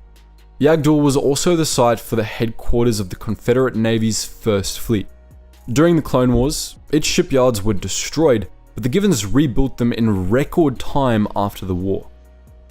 During the Galactic Civil War, some factions on Yagdul supported the Rebel Alliance, but the Givins never formally joined the rebels. However, an Empress-class space station named Yag Prime was set up above their world to protect it. By the time the Empire fell, the planet was under the control of warlord Sender Delvadus, but it was liberated by the New Republic in 5 ABY. After the New Republic freed them, the Givins were happy to let them take over Yag Prime. The station served as the base for Rogue Squadron during the Backdoor Wars and remained in the hands of the New Republic until the Palaeon-Gavrisom Treaty was signed in 19 ABY, bringing an end to the Galactic Civil War. Later, during the Yuuzhan Vong War, it saw the Battle of Yagdul, during which the Yuuzhan Vong attempted to take the planet in order to use it as a staging ground for an assault on the planet Thyfera. Thankfully, they were unsuccessful, and the Givins lived to see another mathematically predicted day. Over the last several decades, Star Wars has introduced countless unique alien species to flesh out its vast galactic world. Some of these, like the Hutts or the Twi'leks, are well known. Others, like the Evokai or the Zeltrons, are more niche. Truly, it's hard to open up a comic or game from the franchise without stumbling across at least one new alien you'd never heard of, and it's been our goal here at Geetsly to cover as many of these weird, wacky, and sometimes wonderful species as we can. That said, today, we're focusing on one of the earlier alien species ever shown in Star Wars, and in fact, one that's captured the hearts of many a Star Wars fan. In today's video, we'll be talking about the Ortolans, so buckle in, put some jazz music on, and get ready to boogie. Instead of beating about the bush, we'll address the elephant in the room. Yes, Ortolans were absolutely adorable little elephant people that looked like Disney's Dumbo had babies with Sally from Monsters Inc. And yes, that image will live forever on in your brains. Ortolans were a sentient mammalian species from the planet Orto out in the Sluai sector of the Outer Rim. They were short humanoids standing on average at around 1.4 meters tall. Despite their short stature, they were heavily built, thick boys with a floppy elephantine trunk and even floppier long ears. To deal with the frigid cold of their homeworld, Ortolans had developed a thick, velvety fur that covered them from head to toe. It's unclear what color their fur was naturally because Ortolans dyed it bright, unnatural colors like neon blue or pink. This tradition began when Deveronians sold them food dye. The dye was useless to the Ortolans for their intended purpose, but when used as hair dye, they became all the rage. Along with their floppy trunks and ears, their small beady black eyes made them look like a plush toy more than a threatening alien. Under their brightly dyed coat, a thick, jiggly layer of blubber provided protection from Orto's freezing temperatures. In most legend sources, Ortolans are depicted with 2 arms, each with 4 fingers and a non-opposable thumb, all of which were tipped with suction cups. However, some canon sources, including Star Wars Absolutely Everything You Need to Know, a book published by Dorling Kindersley in 2015, have depicted them as armless. The consensus seems to lean toward them having all 4 limbs, and that's the picture we'll be sticking with throughout the video. Ortolans' large ears were incredibly sensitive to sound waves, and their long noses had a keen sense of smell. Together, this helped them sense food from up to 2 kilometers away, which was helpful given the extreme scarcity of food on their home planet. The suction cups at their fingertips were how they absorbed nutrients into their body. Food was a huge obsession for the Ortolans, as they required huge amounts of it to survive in the cold. These heightened senses didn't just give Ortolans a passion for food, however. Their second love was music, with their hearing being as sensitive as it was, able to even extend into the subsonic spectrum of sound. They had the ability to appreciate musical harmonies like few other species, and it was this appreciation that pushed them toward the arts. Max Rebo, undoubtedly the most famous Ortolan, founded a band, the Max Rebo Band, that was so successful they were even in Jabba the Hutt's favor. Ortolans who ventured off-worlds often worked as master chefs, organists, or musicians and found great success in these professions. However, others could easily exploit their gluttonous natures by promising them food in exchange for services rendered. This often led to Ortolans working in unpleasant conditions because they just couldn't say no to food. Honestly, we sympathize with that. What we're less sympathetic toward is child labor. With the maximum life expectancy only 70 years of age, Ortolans had a lot of life to live in a short amount of time. Baby Ortolans were born with their teeth and muscles fully developed. Youngsters were raised and educated by their families, though prodigies were often passed around to receive special training. This all ended by the ripe old age of 7, however, which is when Ortolan children were kicked out of their home and expected to provide for themselves. Looking at the average first grader, we're not sure how they didn't go extinct. As a society, Ortolans were decently industrialized, but not as technologically advanced as other species. They traded with Offworlders, and most spoke both Galactic Basic and Ortolan, though they could only read and write in their native tongue. Ortolan was a rhythmic language based on strong and weak syllables. Here's an example from Star Wars: The Old Republic. Personally, we find this bubbly sort of language very befitting for the Ortolans, and this is a hill we're willing to sacrifice our editor on. Although originally from the planet Orto, several colonies of Ortolans were known to have migrated to other worlds like Hutt and Leniko IV during the time of the Old Republic.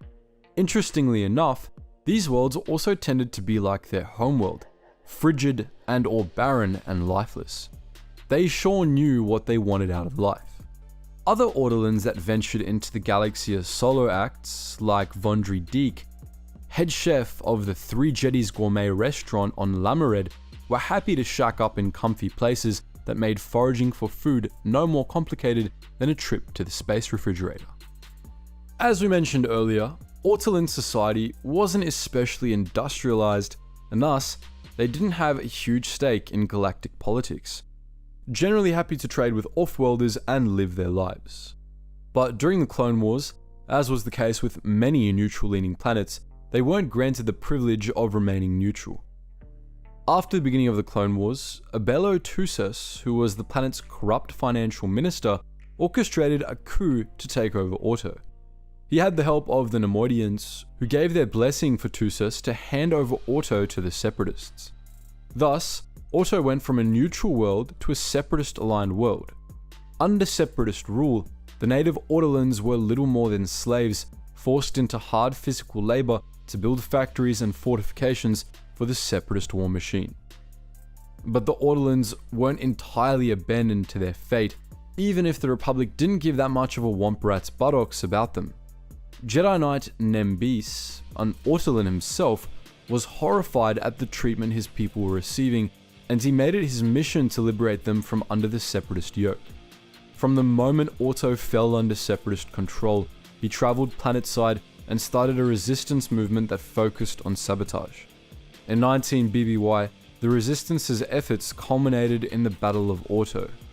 B's teams were able to take down Orto's planetary shields, finally allowing a contingent of clone troopers led by Clone Commander Devis's K Company to land planetside and take on the CIS droid forces. Unfortunately, however, this story doesn't have a happy ending. If the year of the battle didn't give it away, Order 66 was executed during the Battle of Orto, resulting in the clone troopers turning on Nembis and executing him. Instead of finding themselves free, the Ortolans went from knowing the bitter taste of the Separatist bit in their mouths to that of the Galactic Empires. During the reign of the Empire, Ortolans weren't even allowed to leave their homeworld, forced to remain and continue providing slave labor. Any Ortolans found off-world were either slaves themselves, smugglers, or rebels. After a harsh war, the Ortolans' tenacity was rewarded only with more suffering. As tragic as that was, it was a true metaphor for the pointlessness of the Clone Wars and the inevitability of the fall of the Republic. Like any good sci-fi universe, Star Wars has its fair share of hive-minded insectoid species. There are, of course, the more famous Killiks of Alderaan, but this video isn't about them and their distressing joiner rituals. We'll save that for another video. Today, we'll be taking a look at the Verpine of Roche, an insectoid species that managed to break some of the creepiest stereotypes to become some of the finest starship engineers in the galaxy. In a twisted sense, the Verpine resembled a B-1 battle droid in silhouette. They were tall and slender, standing at 1.9 meters and weighing in at 60 kilos. Unlike other insectoids, like the Kibnon, they had 2 arms and 2 legs, although in some cases, Verpine were known to grow vestigial wings. Their long face was taken up mostly by 2 large compound eyes, behind each of which extended a thin antenna. Instead of skin, they had an exoskeleton composed of a green chitinous compound they called carahide. This made their carapaces as flexible as skin, yet simultaneously hard as armor. They also lacked a heart, in the literal, not the metaphorical sense. Verpine eyes and antennae were incredibly sensitive, enough so to pick up microscopic details and sounds. Their antennae, in particular, could produce, pick up, and interpret radio waves. This meant that, regardless of distance, one Verpine could send out a message and have it instantly understood by all the Verpine around them. This instant communication was often mistaken for telepathy, but it wasn't a hive mentality. It did, however, lead them to setting up their hives as a consensus democracy, with all Verpine having an instant voice on hive matters. There were two kinds of Verpine. The first were worker drones, which were unintelligent and intended for hard labor. The second were the intelligent, hermaphroditic Verpine who ran their society. When they first joined the Galactic community, almost 95% of their hive was made up of worker drones. Integrating into the Galactic society, however, meant a huge increase in demand for their technological goods, meaning more intelligent Verpine were needed. Over time, the breeding Verpine used a special enzyme to ensure all larvae were intelligent, and any drones needed were produced for the hive via cloning. Verpine reproduction was fairly standard for insectoids. Some laid eggs and others fertilized them. These eggs were kept in colony incubators and cared for by everyone. But what was fascinating about the Verpine wasn't their sibilant language or radio communication. It was the machines they built, from starships to shatterguns and shields.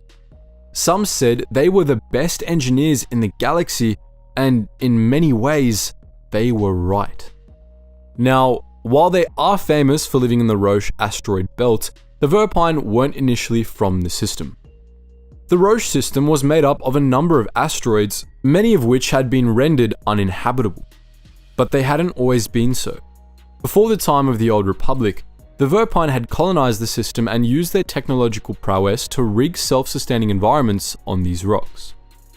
According to some theories, these asteroids once made up the OG Verpine homeworld before calamity struck it, while others theorized the Verpine had been nomads who had finally settled down. If you ask the Verpine themselves, they claimed they didn't know of their homeworld. For millennia after they colonized the system, the Verpine lived in peace, using their skills to produce fantastical technological innovations. For example, after the Waymancy Storm in 7811 BBY, which was a conflict between the Republic and the signatories of Waymancy, the Verpine used Waymancy weapons as a template to develop the Squint Pipe process. This was a weapon system the Republic adopted, and for the next 300 years, this rapid-firing turbolaser weapon was superior to any deflector shield in existence. That was until the same principle was used to strengthen shields around 7500 BBY, bringing the two back on even footing. At the time of the Jedi Civil War, the Verpine had become part of the Galactic community and crafted many other weapons, such as ion blasters and cardio regulators. These designs weren't without controversy, however. There were rumors that the Verpine tested their weapons out against live sentience. But as good as Verpine weapons were, it wasn't what they were most known for, no. That would be their exceptionally engineered starships. Because they had to constantly maneuver around the asteroid belt, Verpine were very good at constructing solid ships. For example, Slane and Corpil, a Verpine firm, were the ones behind the V-19 Torrent starfighter and the B-Wing. Due to their success in weaponsmithing and shipbuilding, they eventually branched out into droid manufacturing. This, it turns out, was their least profitable overture. Sometime before the Clone Wars, the Verpine founded a company known as Roche Hive Mechanical Apparatus Design and Construction Activity for those who need the Hive's machines. This was a bit of a mouthful to most, so the company's name was shortened to just Roche. Compared to other droid manufacturers, Roche was a small fry. Their first droid, the J9 worker drone, was famously unpopular. In short, it was too insectoid, making odd buzzing noises and using vocabulary most mammalian sentients found weird and off-putting, like royal jelly. Realizing their critical error, Roche employed human engineers to make their droids more comfortable for human use, and later designs, such as the 8D Smelter droid and the SEAC series protocol droid, were far more successful. Despite these adaptations, Roche was never a true competitor in the droid market. Other companies far outshined their products, which meant that most of their products were distributed within the Roche system itself. For much of their history, the Verpine were allied with the Galactic Republic. After it fell, however, they remained neutral. Despite being sympathetic toward the rebels, they avoided openly allying with them due to the presence of Imperial advisors in their sector. They did, however, design the B-Wing starfighters for the Rebel Alliance. Once the New Republic was founded, they once again established a tight alliance with them. The early ABY years didn't go very smoothly for the Verpine, however. Around 8 ABY, they had to break a series of shipwriting contracts with the Barabels. According to the Verpine, a Mad Hive mother had taken control of the ships, and since they had built them, they weren't obligated by contract to regain control of them and hand them over. The Barabels, as you can imagine, weren't happy with this and began negotiations with Kubaz chefs. They were offering Verpine body parts for the Kubaz, who were insectivores, to cook with, which the New Republic was also not super happy with. Leia Organa Solo was first sent to mediate the conflict, but it escalated to the point where Mon Mothma herself had to step in. In 36 ABY, the Swarm War broke out in the Outer Rim.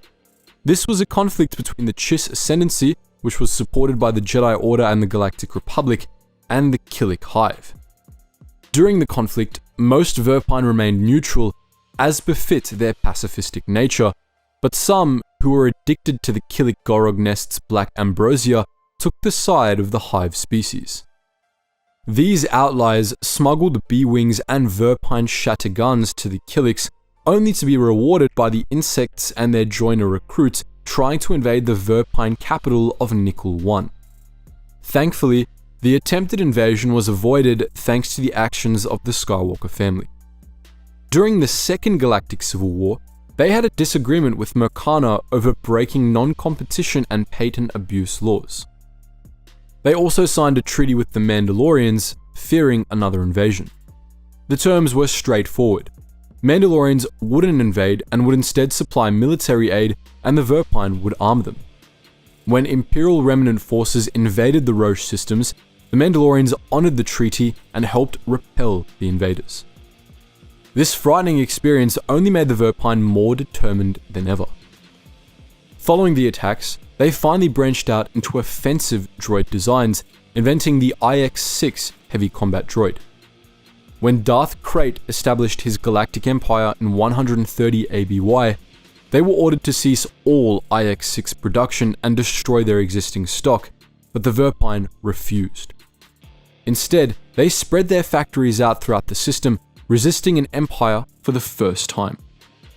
In retaliation, Krayt sent several Star Destroyers to blast several heavily populated asteroids to smithereens, killing untold numbers of Verpine. But the survivors stood strong, proving conclusively that you don't need a heart to show courage.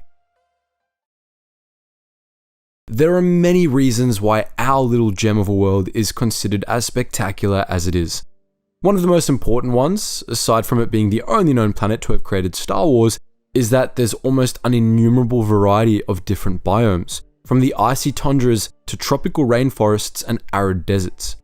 With such an enormous range of environments, creatures on our planet had to evolve to fit their surroundings, adapting to harsh environments and predators alike with unique adaptations. But if our world has such a variety of adaptations, imagine what it must be like in an entire galaxy filled with countless unique planets.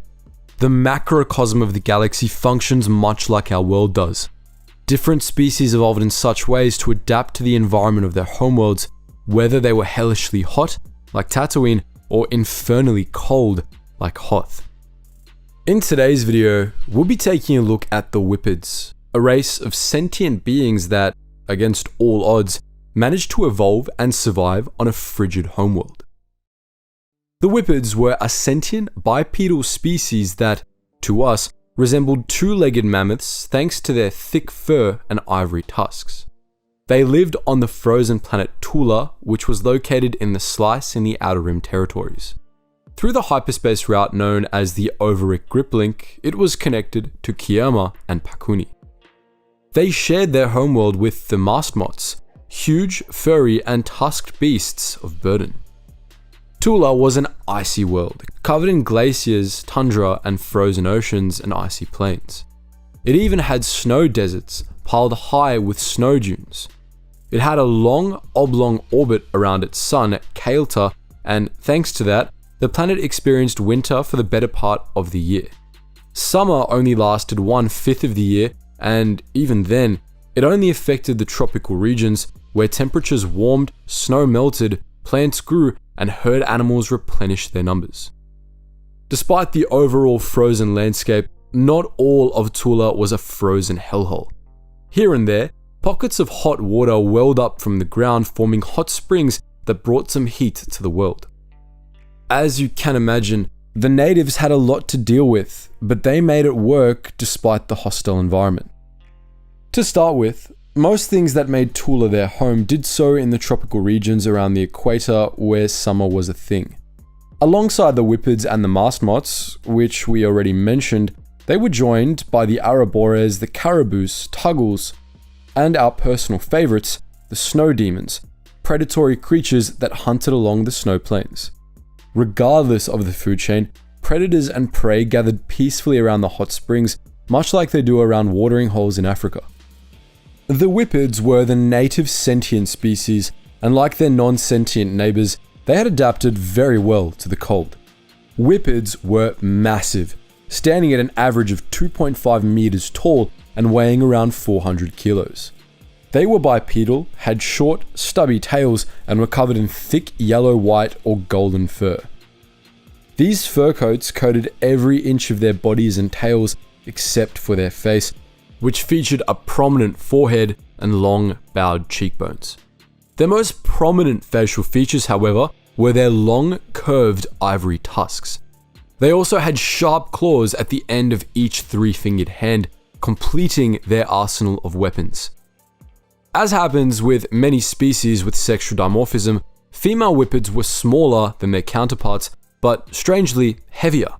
They also had slightly bulging eyes. We're not sure what this would help with. Their young were also smaller, obviously, with less dense fur coats. More than anything, these beings were perfectly adapted for the cold. Their huge size was the first crucial adaptation to their environment. In biology, there's an established concept called Bergmann's rule that applies to the creatures on our planet.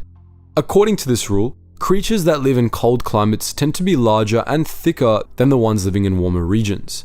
This also applies to creatures in the frigid depths of the oceans, where the phenomenon is known as deep sea gigantism. This adaptation helps them survive by conserving body heat more effectively. Another adaptation that helped them survive was a thick layer of blubber right under their skin. This helped insulate them from the cold, especially when they went underwater. Their thick fat kept them from losing too much heat to the water, and a protective oil coating their skin secreted kept their fur waterproof. This is a technique many animals in our world have also used. Polar bears, in particular, are excellent examples of a creature that relies on their thick fat and oily fur to stay warm in the Arctic. When it got hotter, they shed most of their fur, lost fat from their bodies, and put some on their faces. More surface area on their furless parts helped them dissipate excess body heat. The only trigger required for these changes was heat. This meant that Whipids living on warmer worlds had these warmer weather adaptations all year round. All in all, the Whipids were perfectly equipped to survive the cold, desolate landscape. Not just to survive, but to thrive. Their culture wasn't just tolerant of the cold, but it embraced it. Civilization on Tula centered around the change in seasons and the movement of prey. About 8.4 million Whipids called the planet home, and they organized themselves into a tribal system of government. Whipid tribes were made up of 3 to 10 couples led by an elder called the Spearmaster. For most of the year, they lived a nomadic hunter lifestyle, traveling across the icy plains of Tula in the pursuit of prey. It was the spearmaster who decided which way they would move each time. As animals moved to find vegetation, they moved too, relying on sleds constructed of leather, horn, and bone for transportation. To pull their sleds, they relied on tuggles, which could keep going for an entire day if properly fed. As we mentioned, there were plenty of frozen expanses of water, and to pass over them safely, the Whipids designed their sleds to be wide, thus spreading the weight of their cargo over a large surface area. When they made camp, they slept in round tents made of animal hide. In the summer, when prey moved to the grassier areas around the equator, tribes set up a permanent base. They built the frame out of stone, then used mud and animal hide to seal it off from the outside. Unlike other species who formed family units, Whipid tribes were formed by individual couples choosing to team up. They weren't a family or even close allies. Tribes were a necessity for survival, not a societal choice. As long as the hunting went well, the tribe stayed together. If they were unable to find food, the tribe would break up and join other successful tribes. As you might have guessed, the most important thing on Tula was survival, and anything that got in the way of that was severely frowned upon at best, dealt with permanently at worst. Tribal conflict fell in this category. Other species might have warred with each other over the resources and prime hunting grounds, but the Whipids saw things differently. Fighting among tribes would only result in injuries or deaths, which would in turn reduce the number of capable hunters. That decreased the odds of survival for everyone involved. That's why tribes chose to prioritize cooperation. They would meet at hot springs, trade, and work together in big hunts. Individuals could and did fight with one another, resulting in grudges that could last years. Sometimes they ended in violent fights. But these were individuals fighting, not tribes, so it was tolerated. Bullies, on the other hand, were not. Their actions could jeopardize the tribe, and thus they were taken to task by the elder. The spearmaster's preferred teaching method was taking the bully on a long hunt. If the bully saw the error of their ways, great. If they didn't, there was no point hoping that they would return from the hunt. This mentality of maintaining the peace did not extend to off-worlders. Some described the Whipids as extremely violent and aggressive, but they were less violent toward those who came to Tula to trade. As an ice world, Tula was popular as a place to harvest and trade ice, which was their main export. Less welcome, of course, were those who came to the planet to hunt Whipids for their ivory tusks. Ice traders were the reason Tula had a spaceport, and also the people the Whipids first purchased low-grade technology from. After this first contact with the outside world, many Whipids became curious about the greater galaxy. Many traveled off-world and found great success as bounty hunters and general hunters. During the time of the Galactic Empire, they were prominent in the ranks of bodyguards and enforcers for Imperials. But not all Whipids worked for the Empire. Many became Jedi, while others made peaceful communities on other worlds, trading in furs and other commodities. If you're a fan of Star Wars, chances are you're as much a fan of Kit Fisto as we are. This legendary Jedi Master got up to some insane stuff during the Clone Wars, especially depicted in the comics. He was also incredibly easy to recognize, with his green skin, black liquidy eyes, and multiple head tentacles. This made him stand out amid the rest of the Jedi cast, but it wasn't an unusual description of his species. Kit Fisto, as you probably already know, was a Nautolan, one of our personal favorite amphibious species in the galaxy. In today's video, we'll be doing a deep dive into everything that made them and their society tick. As we just mentioned, the Nautolans, also known as the Nautiloids, were an amphibious humanoid species from the planet Glee Anselm. This was an ocean world with almost no land masses. Once, long ago, it had had continents, but they had all sunk to the ocean floor millennia ago. Although they were capable of living outside of water and breathing air, the Nautolans made their home at the dark depths of the ocean floor. This, of course, affected the way their psychology evolved. Size-wise, they were pretty much as tall and heavy as the average human. What made them stand out were those amphibious traits that evolved to survive so far underwater. The first of these was their skin, which could be a variety of colors, from grey and blue to yellow and orange. Unlike our own porous skin that eventually becomes waterlogged if we're in water too long, the Nautolans' skin was more like that of frogs and other amphibians. It was designed to keep the ocean where it was supposed to be, outside the body. They also had exoskeletons and dense cartilage that made them sturdier than the average squishy human. Another aquatic adaptation was their webbed fingers and toes, which allowed them to swim super fast. Their eyes had also adapted to their underwater home. Since they lived so deep underwater, they lived in what we call the aphotic zones, the zone of the ocean where light no longer reaches. To help them make use of the tiniest motes of light, their eyes evolved into those black, liquidy beauties we know and love them for. These specialized eyes not only helped them see, but they were also designed to actually function while continuously exposed to water. We would wager they had some sort of nictitating membrane like crocodiles or frogs, a thin, translucent second eyelid that covered the eye and protected it from water while allowing them to see, but that's just our guess. We're pretty confident in it, however, as Nautolans were known for almost never blinking. If they had a protective eye membrane, that meant their eyes never lost moisture. They'd never have to. Naturally, they could also breathe underwater. We don't have clear confirmation of how they did it, but given their neighbors called them gillheads as an insult, we'd wager a guess that they relied on gills to filter oxygen out of the water.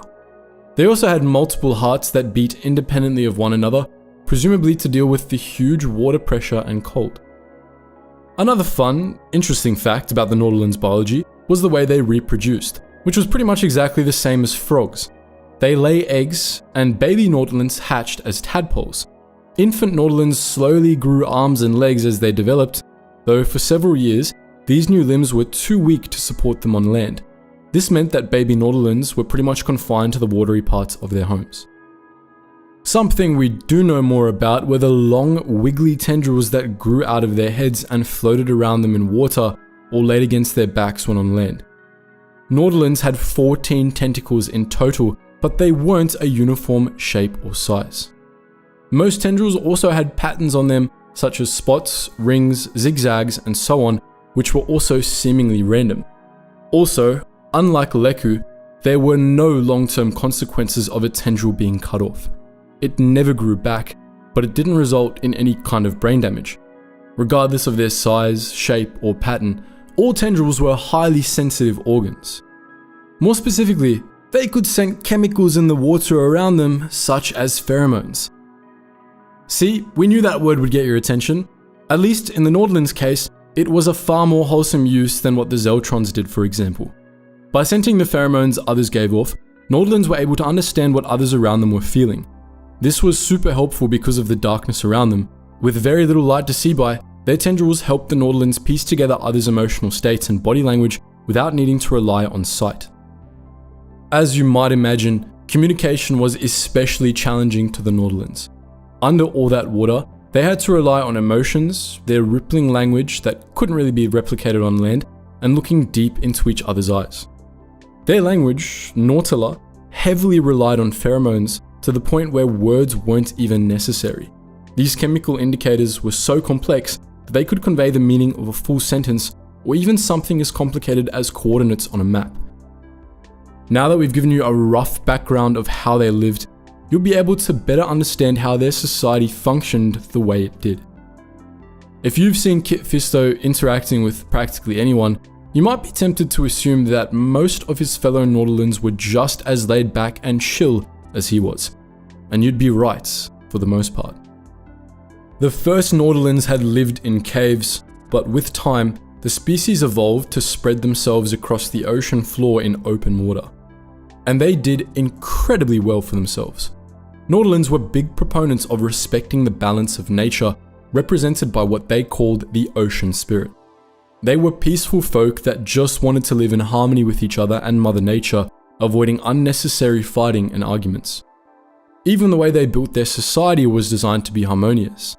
Local settlements were centered around families, and each settlement sent a council of elders to form the central government. Nautolans mated for life and supported loyalty and equality among all their members. This peace-seeking attitude is what made them so generous with everyone, other Nautolans and species alike. They gave of their wealth willingly, which was very kind of them, but as you can imagine, it eventually came to bite them in the tentacles when their watery neighbors started to get a little too carony. Enter the Anselmi, the other aquatic species that lived on Glee Anselm. In the beginning, they and the Nautolans got along splendidly, but with time, the Anselmi grew jealous of their wealth. They began encroaching on their territory, stealing and generally threatening them despite the Nautolans' previous generosity. Despite the constant threats and provocations, as we mentioned before, the Nautolans tried to avoid conflict when possible. Instead of launching counterattacks, they warned the Anselmi that if they continued on like that, it would anger the ocean spirit. Presumably, the Anselmi didn't really care. What they did care about, however, was the possibility of open war. When they realized they were heading down that path, they chose to abandon the oceans of their world and move onto one of the few land masses still on the ocean's surface. On their new terrestrial home, the Anselmi continued to lust after wealth and fortune. They began constructing dams to hold back the ocean itself and expand their territory, which upset the Nautolans greatly. Again, the Nautolans chose diplomacy over war and sent ambassador after ambassador to try and reason with the Anselmi, but each and every one of them was sent away. And then, disaster struck, just as the Nautolans had warned it would. A huge storm destroyed Anselmi's empire in what the Nautolans took as a sign of the ocean spirit's anger. The landmass the Anselmi had been trying to expand sank below the waves completely. The few that remained devolved into constant infighting that diminished their numbers even further, all while the Nautolans continued living peacefully. In a past video, we jokingly referred to the Zeltrons as the horniest aliens in the galaxy, but of course, that title could belong to none other than the Zabraks. Despite his limited screen time in Episode 1, The Phantom Menace, Darth Maul, perhaps the most famous Zabrak of all time, became a fan favourite.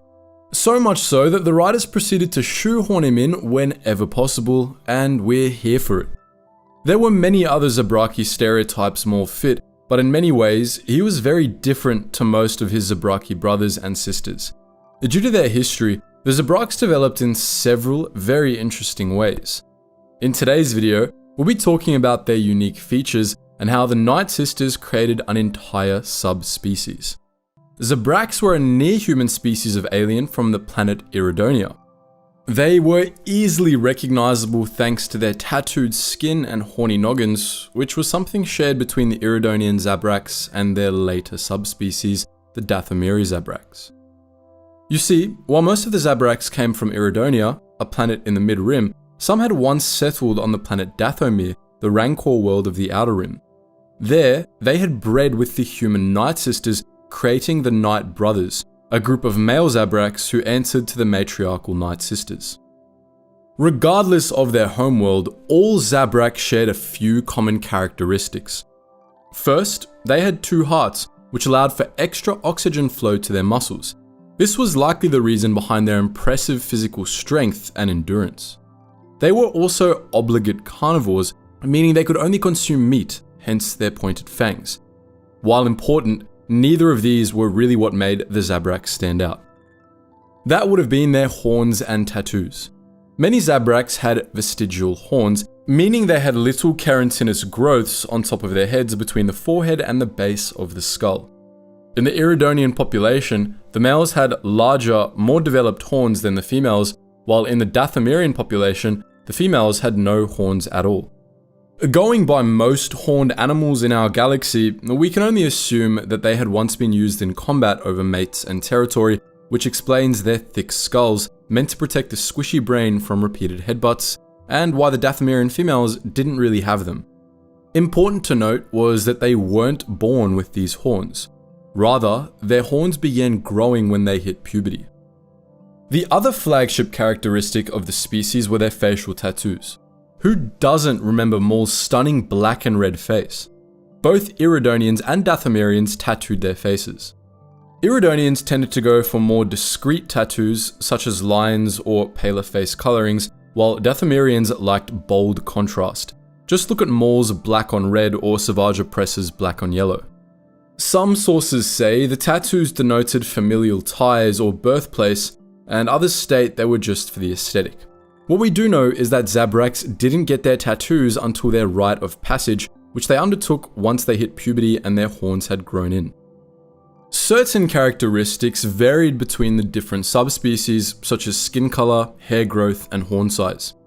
Depending on the subspecies, Zabrak complexions could be anything from yellow to peach, tan, brown, or even dark red.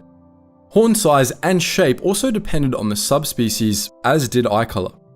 Some Zabraks had perfectly normal eye colors, like green, while others sported more interesting colors, like purple or gold. Finally, depending on the subspecies, Zabraks could grow hair on top of their heads, or were completely bald. Hair could only grow on top of their heads though. All Zabraks were completely unable to grow eyebrows and facial hair, much like that one friend we have, minus the eyebrows. Another trait they all shared were their personalities. They were very self-assured and confident people who prided themselves on their tenacity and independence. Often, they went to great pains to maintain positions in society that afforded them the most freedom. Other times, it led them to rebelling against oppression, much like they did when the Galactic Empire tried to enslave their people. Other species saw them as incredibly obstinate, hot-headed, and frequently prideful to a fault. Regardless of this outward appearance, Zabraks weren't actually elitist. They simply pursued what others thought impossible out of a desire to do great. Competition was seen as a natural thing to be encouraged, as it pushed everyone to improve. Ironically, the Iridonian Zabraks were considered the more aggressive and warlike than the other subspecies, even more so than the Dathomirians. This was due to Iridonia's frankly terrible conditions, which forced many Zabraks to leave in search of more hospitable planets, and turned those who remained into cantankerous Spitfires. But then, if we had to live through everything they did, maybe we'd be cranky too. According to legends, between 30,000 and 25,000 BBY, during the time of the Rakata Infinite Empire, the Zabrak species was created. We say created and not evolved because unlike other species that evolved over time, the Zabraks were allegedly a byproduct of the Rakata playing with life. Back when the Rakata began losing their connection to the Force, the survivors of their species retreated to the prison world of Belsalvis, where they began experiments to restore their connection to the Force. One of these experiments was a machine known as Usha, or the Mother Machine. She was a device that was capable of mixing and matching different body parts and traits to create entirely new life forms that were Force sensitive. The Rakata created several entirely new species, among them the Eshkar, the Twi'leks, and the Zabraks. Now, we have to note that this Rakata creation myth could very well be true. The Rakata certainly experimented enthusiastically. However, many species the Mother Machine claimed to have created predated her, so it's difficult to discern which legend is true and which was simply another tall tale. In any case, after they first appeared, we lose track of the Zabraks for a short while. What we do know is that they were a spacefaring species that colonized many other worlds. By the time the Duros encountered them, they had already established 5 other colonies. Iridia, possibly named after their homeworld of Iridonia, was one of these worlds, and Elom was possibly another. Many xenoarchaeologists believe the Lurmen, who share many characteristics with the Zabrak, are descended from them. By the time the Republic came into contact, they had 8 colonies. At this point, the Zabraks joined the Republic and remained loyal members long after the Galactic Empire took over. Due to Iridonia's location, it connected the inner to the outer rim, which meant it was often one of the first worlds to be targeted during wartime. That's why it was no surprise that it was sucked into the old Sith Wars around 4000 BBY. During the 50-year conflicts, Iridonia saw many battles. During the Great Sith War, a battle on its surface turned out to be a great victory for the Galactic Republic against Exar Kun and Ulic Qel-Droma's forces. Later on, during the Mandalorian Wars, the Mandalorian Crusaders conquered many of the Zabraks colony worlds in the Outer Rim. This prompted many Zabraks to join the Republic military in an effort to get revenge on the invaders. In 3963 BBY, the Mandalorian Neo-Crusaders targeted Iridonia directly, resulting in a months-long occupation before the Republic managed to drive them off. Immediately following the Mandalorian Wars was the Jedi Civil War, during which both the Republic and Sith Empire fought hard to claim the planet. Iridonia was the staging ground for many assaults on both sides, though it was mainly occupied by the Sith at this time.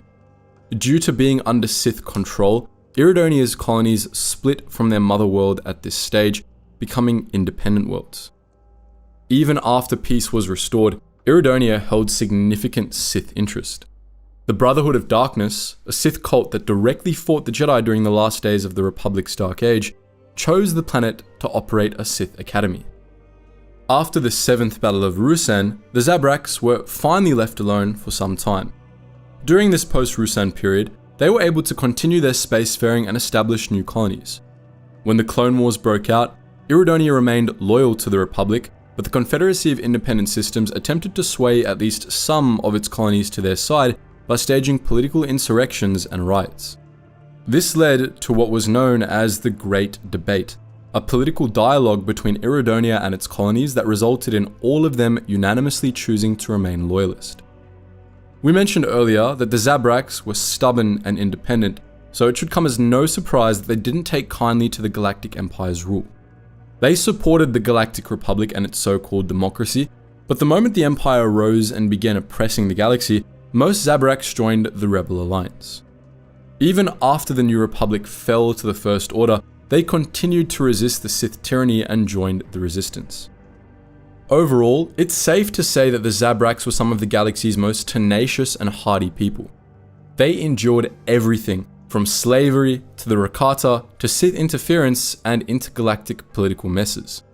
Despite all the hardships they faced, however, they faced the world with their heads held low, all the better to headbutt the living daylights out of any problem that came their way, and we think we could all learn something from that.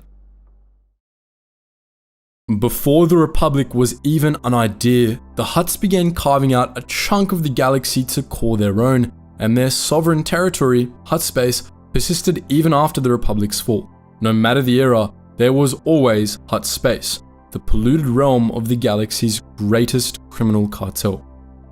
The Hutts saw themselves as gods, and within their domain they acted like it, ordering everything as they saw fit. But the Hutts weren't the only species in Hutt space. Indeed, this vast swath of the rim contained thousands of inhabited worlds, many of which had their own indigenous sentient races. But what happened to those species unfortunate enough to live in Hutt space? In this video, we'll be answering that question. The most common fate for non-Hutt species in Hutt space was, unfortunately, slavery. Back when the Hutts ruled an empire, they enslaved pretty much everyone they encountered. Most of the species enslaved by the Hutts back then never escaped servitude. The only exceptions were those species the Hutts exterminated. Many of these species were legally enslaved in totality, meaning that every member of that species was enslaved unless explicitly freed under Hutt law. The most prominent examples of this were the peoples of the Selkath cluster, who the Hutts contractually enslaved for 25,000 years before the Clone Wars. These species, the Klatunians, the Nikto, and the Vodrins, were originally enslaved to serve as slave soldiers in the Hutt Empire's war with Zim the Despot. But after Zim's defeat, they were retrained by the Hutts as a permanent standing army. Even after the Hutt Empire ceased to exist and the Hutts generally gave up on war and conquest, the Nikto, Klatunians, and Vodren usually served as soldiers, guards, or in some related capacity for their Hutt overlords. The homeworlds of these species, along with the whole Selkath cluster, were closed to outsiders by Hutt decree, allowing the Hutts to indoctrinate the peoples of Selkath into seeing them as gods. As a result, many members of these species couldn't even conceive of freedom from Hutt rule. Other slave races in Hutt space included the Jilruans, who were typically used as fighters, assassins, or attendants. The Scoops, a mutant species frequently used for manual labor, the Talnami, who openly hated their Hutt overlords but were never able to organize a successful rebellion, and the historically acquiescent Xissians.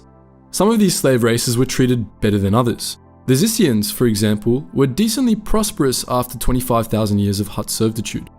The Elosians were even allowed their own small fiefdom of mid-rim agricultural worlds along the Elosian Spur, despite being a slave species and not a client species.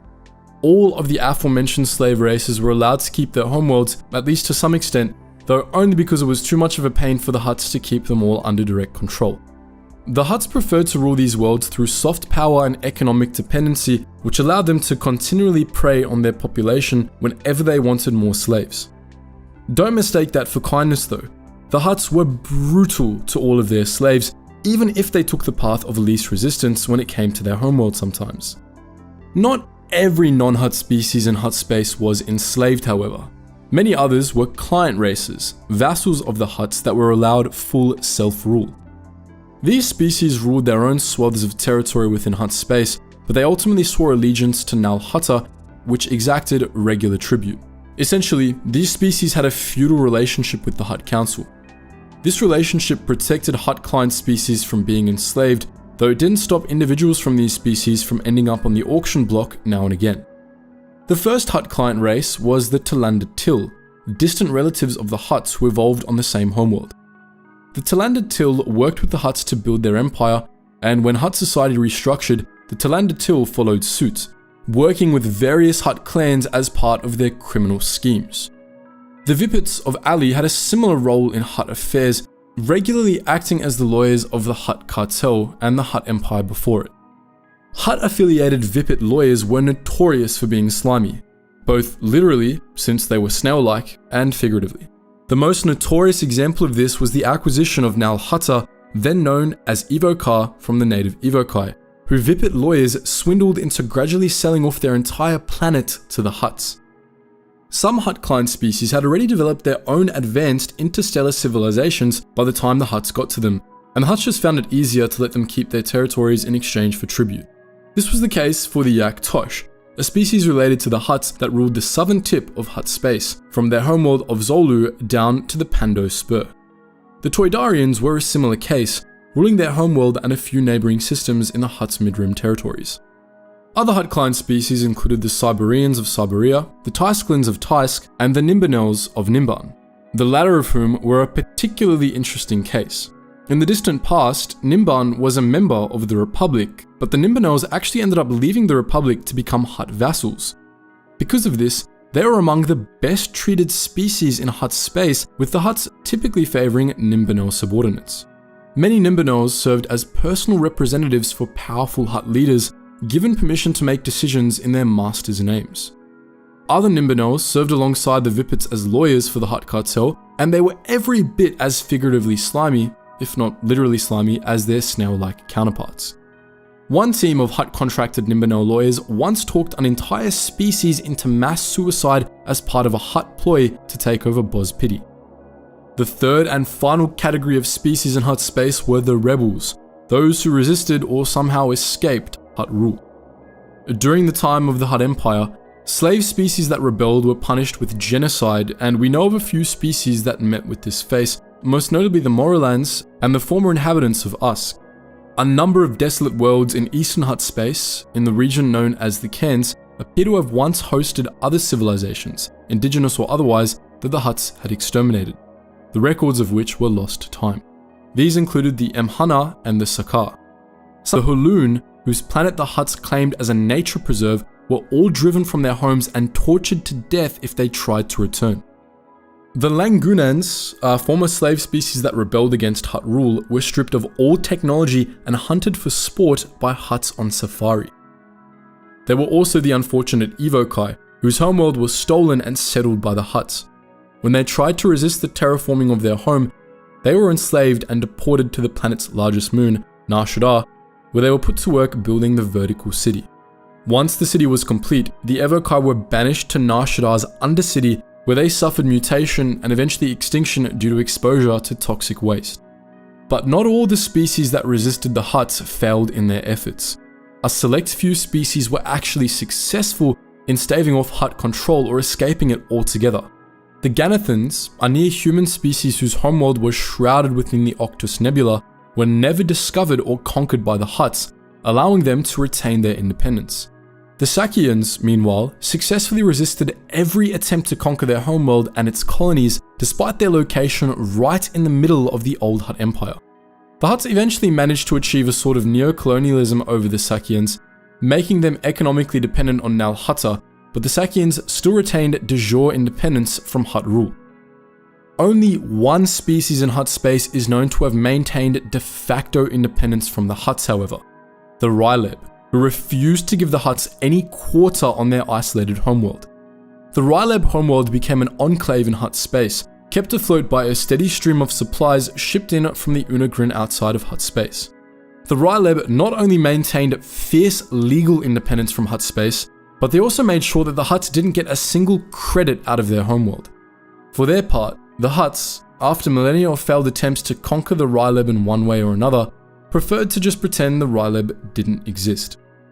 And with that, the Ryleb might just win the title of the most base species in the Star Wars universe.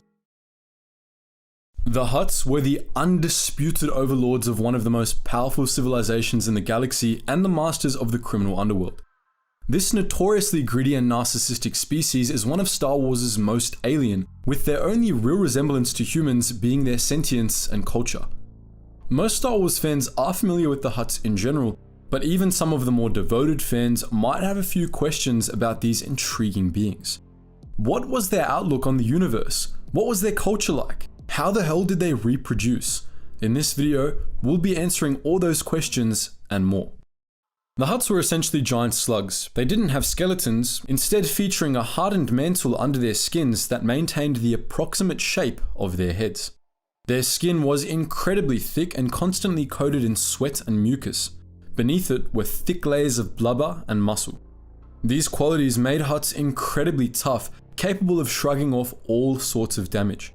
Their survival capabilities were improved by their resistance to most poisons and pathogens and their incredible regenerative abilities, which, for example, allowed them to regrow arms, eyes, and even parts of their brains.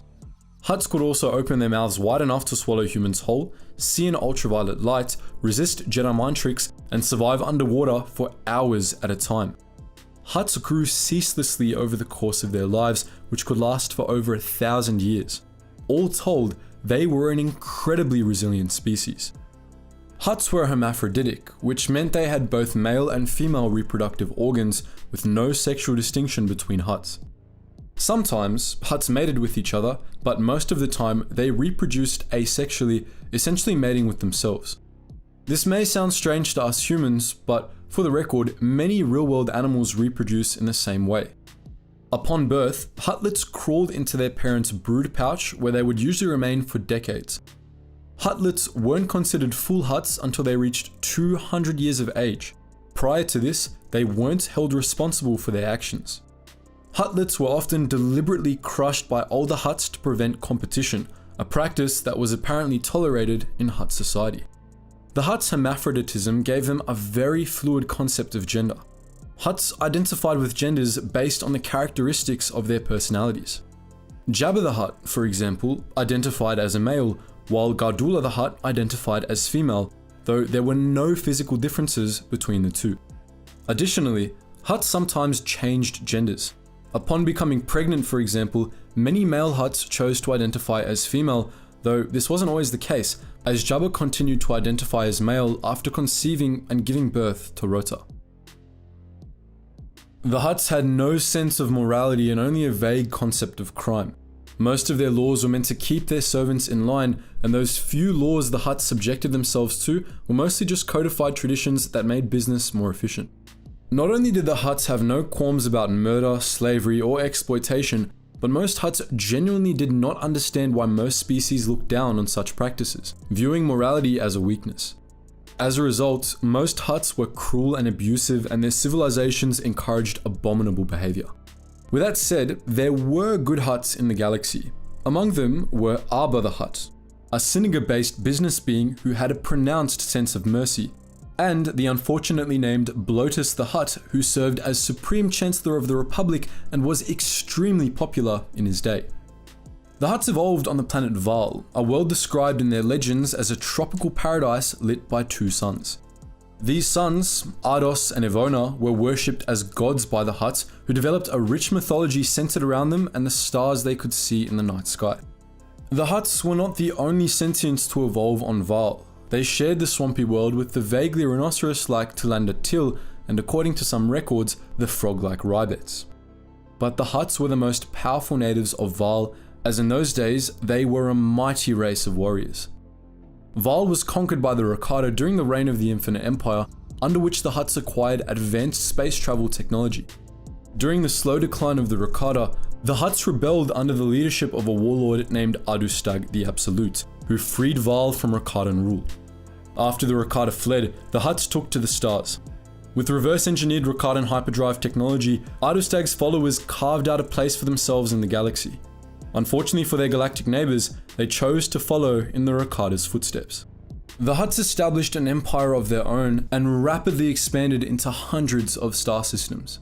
For about 200 years, from the fall of the Infinite Empire in 25,200 BBY to the union of the Jedi Order and the Republic in 25,000 BBY, the Hutt Empire was the largest and most powerful civilization in the galaxy. In those days, the Hutts ran roughshod over countless worlds, enslaving some species and exterminating all others. Their greatest rivals in the immediate post-Rakatan period were the Taiwanese, who formed an empire under Zim the Despot before Cossack the Hutt defeated them. But before long, the Hutts found new rivals on the galactic stage, the Republic, which absorbed the Taiwanese and quickly became much more powerful than the Hutts. The Hutt Empire spent thousands of years fighting a proxy war on the galactic frontier with the Republic, raising frontier colonies and nearly provoking full-scale wars several times. This period of conflict came to a sudden end, however, when the Hutt Empire turned against itself. In 15,000 BBY, in a brutal series of civil wars called the Hutt Cataclysms, the Hutt Empire destroyed itself, rendering countless Hutt worlds desolate. Among the casualties of the Hutt Cataclysms was Val. During the fighting, the star Idona was swallowed by a black hole, while Ardos went supernova, becoming a white dwarf and destroying every planet in the system aside from Val. Val was spared complete destruction, but its atmosphere was burned up and its surface was rendered barren and lifeless. This led to drastic changes in Hutt society. The Hutt Empire became the Hutt Cartel, which sought to dominate the galaxy through control of the galactic underworld, and the Hutt's clans stopped fighting open wars and began competing as business entities. As they relocated to a new homeworld, Ivokar, which they renamed Nalhutta, the Hutts adopted a philosophy they called Kajidik, transitioning from a warrior race to the species of crime lords we're familiar with. The destruction of the Val system caused another major shift in Hutt society, one with severe ramifications. With Evona and Ardos destroyed, the Hutts believed their gods were dead, but by surviving their god's destruction, they reasoned that they themselves had become divine. Ever after, the Hutts expected members of other species to worship them, demanding respect at all times and unleashing terrible punishments on those who failed to demonstrate it. During the movie era, the Hutts still lived according to the Kajidik philosophy. Their clans were spread out across the galaxy, both in Hutt space and beyond its borders, getting involved in virtually every sort of business imaginable, legal or otherwise. The clans were ruled by the Hutt Council, composed of 5 Hutt leaders from the most powerful Kajidiks.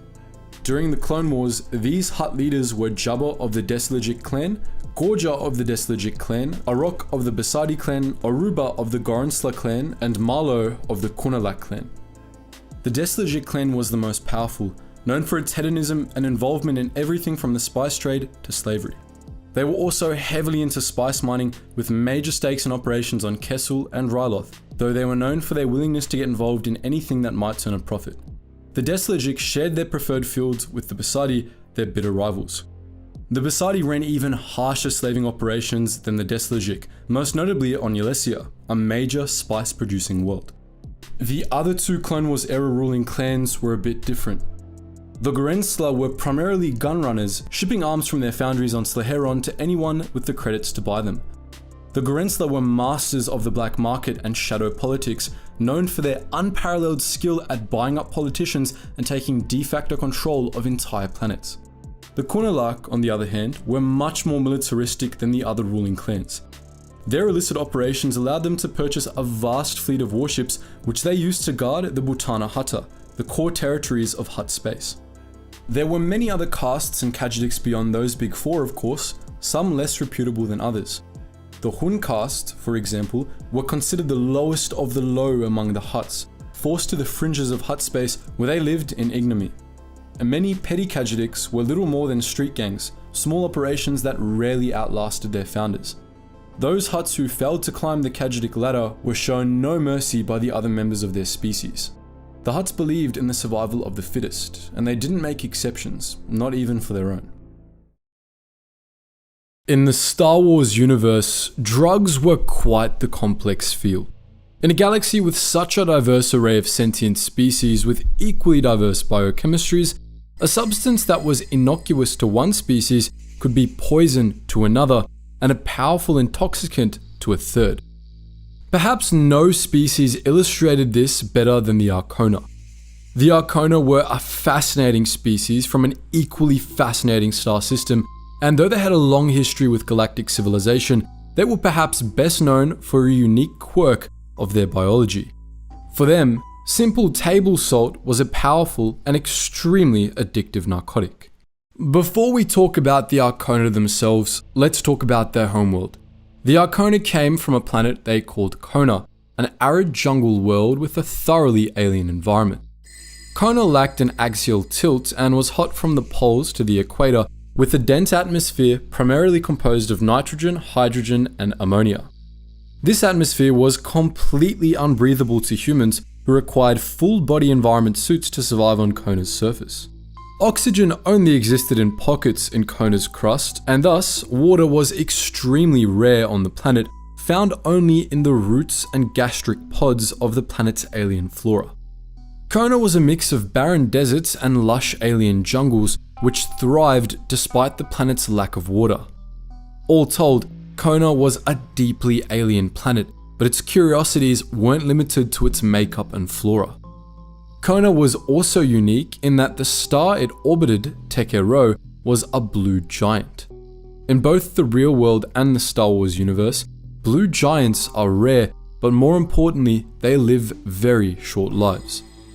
Blue stars in general burn extremely hot, and as a consequence of this, they burn through their fuel really fast. Both main sequence blue stars, namely blue type O's and blue-white type B's, and post-main sequence blue giants have very short lifetimes on stellar scales. At most, they only burn for about 10 million years. Even relative to the history of galactic civilization, that's a long time, but it's the blink of an eye for stars, and more importantly, it's the blink of an eye for planets. Every single blue star that existed in the universe when the Earth formed had burned out before Earth's crust even finished solidifying. It took tens of millions of years for Earth's surface to become stable. It took billions of additional years for complex life to emerge. For this reason, the very existence of planets around any kind of blue star, never mind blue giants, is incredibly unlikely. That makes the existence of Kona, which not only had a solid crust but also sentient life, highly anomalous. Even if we leave science behind and return to Star Wars, the existence of the Arcona is still a bit weird. As we'll discuss shortly, the Arcona needed water to survive, but water was extremely rare on Kona, only forming as a byproduct of the life processes of its plants. How the Arcona even came to exist in such a hostile environment is a mystery. As befitting their unusual circumstances, the Arcona were a unique species, if still humanoid in form. They were scaleless reptilians with anvil-shaped heads and thick, dark-coloured skin. Their fingers were tipped with sharp claws, and they had large eyes that seemed to glow in the dark. Despite the size of their eyes, however, their sense of sight was pretty poor. Their eyes were like those of insects, composed of thousands of tiny photoreceptors that only saw vague shapes. To help them perceive the world, they had an additional sensory organ set between their eyes. Often mistaken for a nose, this organ helped them see heat patterns. They did have olfactory organs, but these were located in their tongues, like in many reptiles. In contrast to their sense of sight, an Arcona's sense of smell was extremely keen. Naturally, Arcona were capable of breathing ammonia, as their homeworld had an ammonia-based atmosphere and they required ammonia to survive. However, they didn't have to breathe ammonia to survive. Arcona were perfectly capable of breathing the oxygen-nitrogen atmospheres of most inhabited worlds, and they simply had to take regular ammonia supplements to survive in such conditions. It's unclear what their bodies needed ammonia for, but as Arcona couldn't survive for more than a day or two without it, it was clearly pretty important. The Arconia had a complex and highly collectivist culture. Generally, Arconia didn't think of themselves as individuals and preferred to put the group first, even to the point of referring to themselves as we, even when they were alone. Despite this group-minded approach to life, Arcona did have distinct personalities and names, and they didn't see their species as homogeneous. The Arcona had a highly complex and drawn-out courtship process, as marriage was considered a commitment to raising children, and Arcona were thus careful to ensure that they chose a fitting partner. Child rearing and homemaking was typically left to male Arcona, as female Arcona had a tendency toward thrill-seeking and reckless behavior. Arconan society was based on large extended families called nests, which typically lived underground. The Arconan central government was called the Grand Nest, based in the city of Tilkaros, and it was considered socialist by the outside galaxy, reflecting the community-centric culture of its people. The Arconan culture was based on mining, as Conan was rich in a variety of valuable metals and minerals. Typically, the Arcona traded their mineral resources, or the right to mine parts of their planet for shipments of water, which made life on arid Kona much easier. Before their discovery by Republic scouts, the Arcona weren't a very advanced civilization. Even after their discovery by the Republic, technology wasn't all that big of a deal to them, though they still incorporated Republic tech into their nests and way of life. That said, many Arcona were very enthusiastic about exploring the wider galaxy, which led to Kona joining the Republic and large numbers of Arcona immigrating to other worlds. Entire nests uprooted themselves to explore the galaxy, and within a few millennia, Arcona were one of the galaxy's more widespread species. Many Arcona became bounty hunters or Jedi, though none were ever recorded as joining the Sith. For thousands of years, contact with the outside galaxy generally benefited the Arcona, who were able to leverage their planet's resources to import all the water they needed to survive. But in 50 BBY, relations with the outside galaxy soured a little after it was discovered that table salt was a highly addictive and highly damaging hallucinogen to the Arcona. Once this became known, salt addiction spread like a wildfire across Kona, a problem worsened by opportunistic traders who imported tons of it to sell to addicts. Nearly an entire generation of Arcona was crippled by the addiction, and it was only through draconian import laws and a concerted effort on the part of the Republic and Grand Nest that salt addiction was prevented from becoming an epidemic.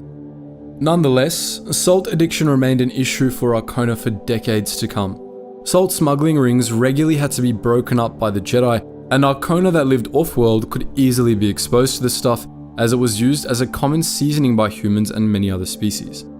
The problem was never fully solved, and Kona relied heavily on the Jedi Order and Republic authorities to keep the Arconan homeworld insulated from this issue. For the most part, however, the many off-world Arcona were left to fend for themselves. Salt addiction was thus very common among Arcona in the galaxy at large, such that many beings thought that all Arcona had golden eyes, when in fact their natural eye color was green, and gold eyes were a product of salt addiction. The Arcona supported the Galactic Republic during the Clone Wars, in no small part due to how much the Republic had helped stop the initial salt addiction crisis. One Arcona, a bounty hunter, even helped train clones for the Grand Army of the Republic. After the end of the Clone Wars, the Arcona were initially supporters of the Empire, as the Empire promised to unify the galaxy, and this was something the Arcona were very supportive of. But over the course of the Imperial era, support for the Empire rapidly waned among the Arcona, and they ended up joining the New Republic. Star Wars is well known for its diverse cast of aliens, which range from the near-human to the completely unfamiliar. The Toydarians, the species we'll be discussing today, certainly fall on the more imaginative side of the spectrum, at least as far as visual design goes. Star Wars hasn't given us all that many Toydarian characters. There's Watto in the prequels and King Katunko from the Clone Wars, but few others of note beyond that. But nonetheless, the Toydarians are a fascinating species with an interesting status in galactic geopolitics, and today we'll be discussing them in depth. The Toydarians hailed from the planet Toydaria, a swampy terrestrial world that orbited twin suns, creatively named Toydar and Little Toydar. The whole planet was essentially a swamp, dotted with muck lakes that supported huge algae mats, the occasional mangrove forest, and vast swarms of bugs.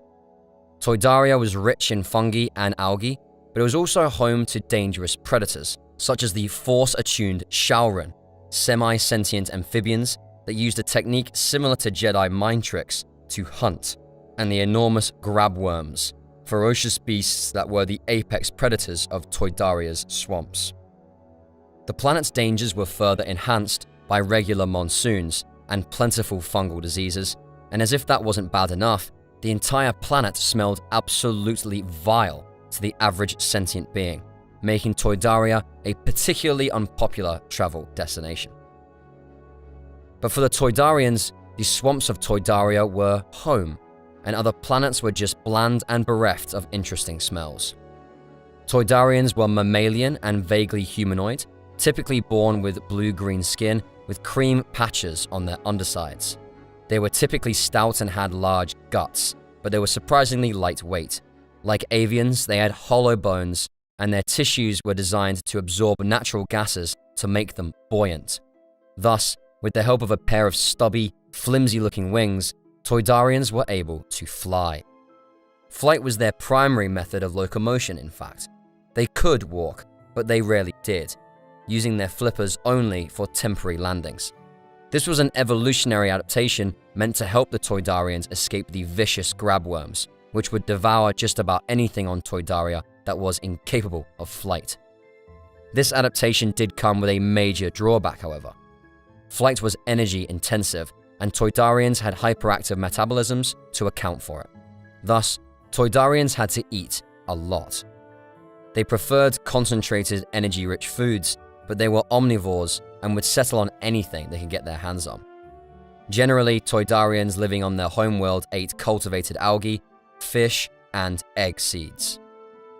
Other noteworthy Toydarian physical features included the 3 clawed fingers they sported on each hand, their facial snouts and twin tusks, and their elongated skulls. Toydarians were typically short, averaging at 1.2 meters in height, but they usually flew at what most sentients would consider eye level. One of their most curious adaptations was the unique structures of their brains, which made them resistant to mind-affecting force powers.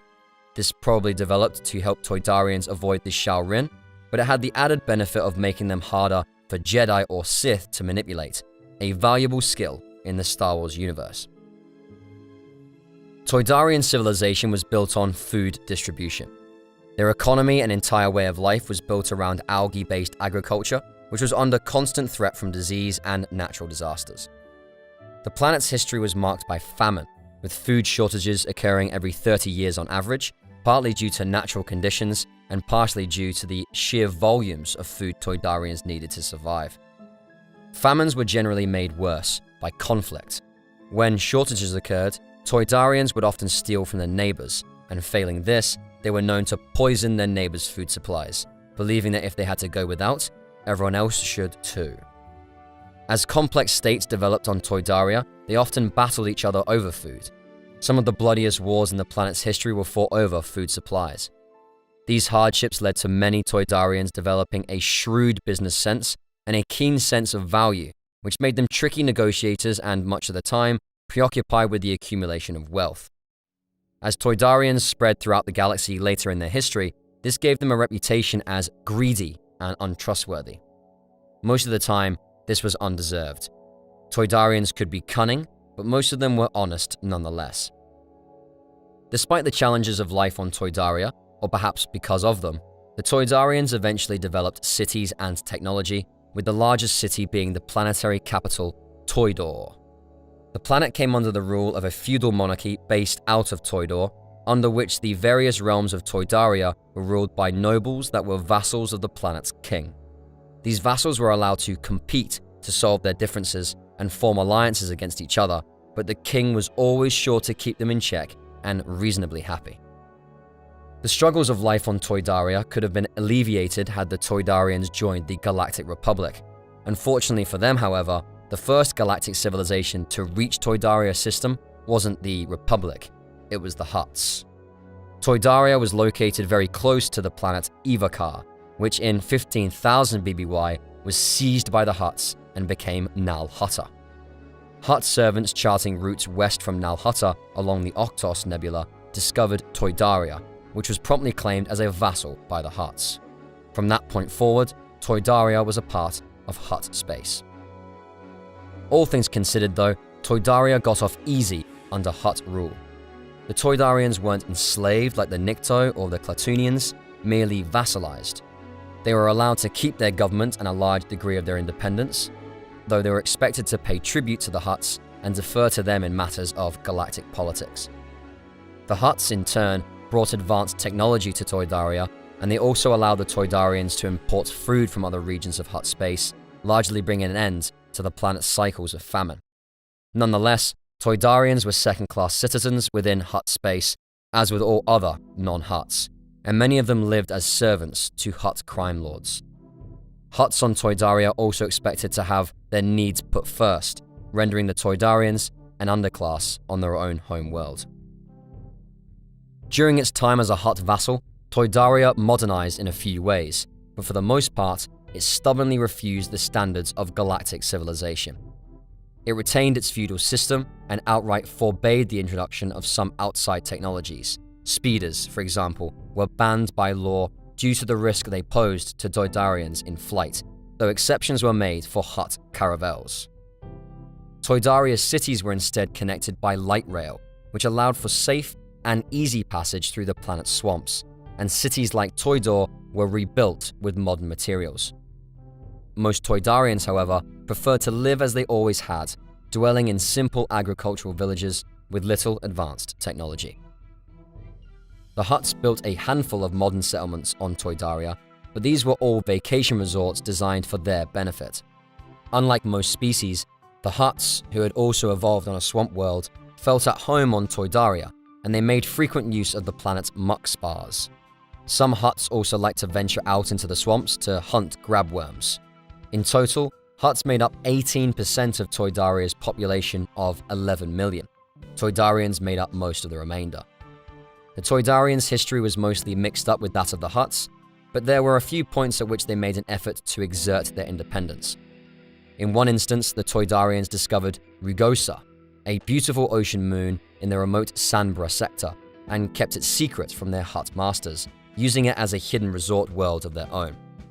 When the Hutts eventually found out, they unleashed a plague upon the planet that dried up its oceans, exposing vast formations of coral. During the Clone Wars, the Toydarians exerted their independence again by openly siding with the Republic. The Hutts didn't mind this, as they had already pledged to allow the Republic access to their trade routes. The Grand Army of the Republic was allowed to build a military base on Toydaria, the only Republic base in all of Hutt space. This wasn't without consequences, however. In retaliation for his decision to side with the Republic, King Katunko of Toydaria was murdered by Savage Opress, who was working for Count Dooku at the time. Toydaria survived the Clone Wars and the subsequent Galactic Civil War mostly intact. Its status as a Hutt vassal gave it a modicum of insulation from galactic events, allowing it to continue largely unchanged through the reigns of the Empire and the New Republic. Only the Yuzan Vong War shook things up on Toydaria, which was subjected to a brief but brutal occupation when the extragalactic invaders made their way through Hutt space.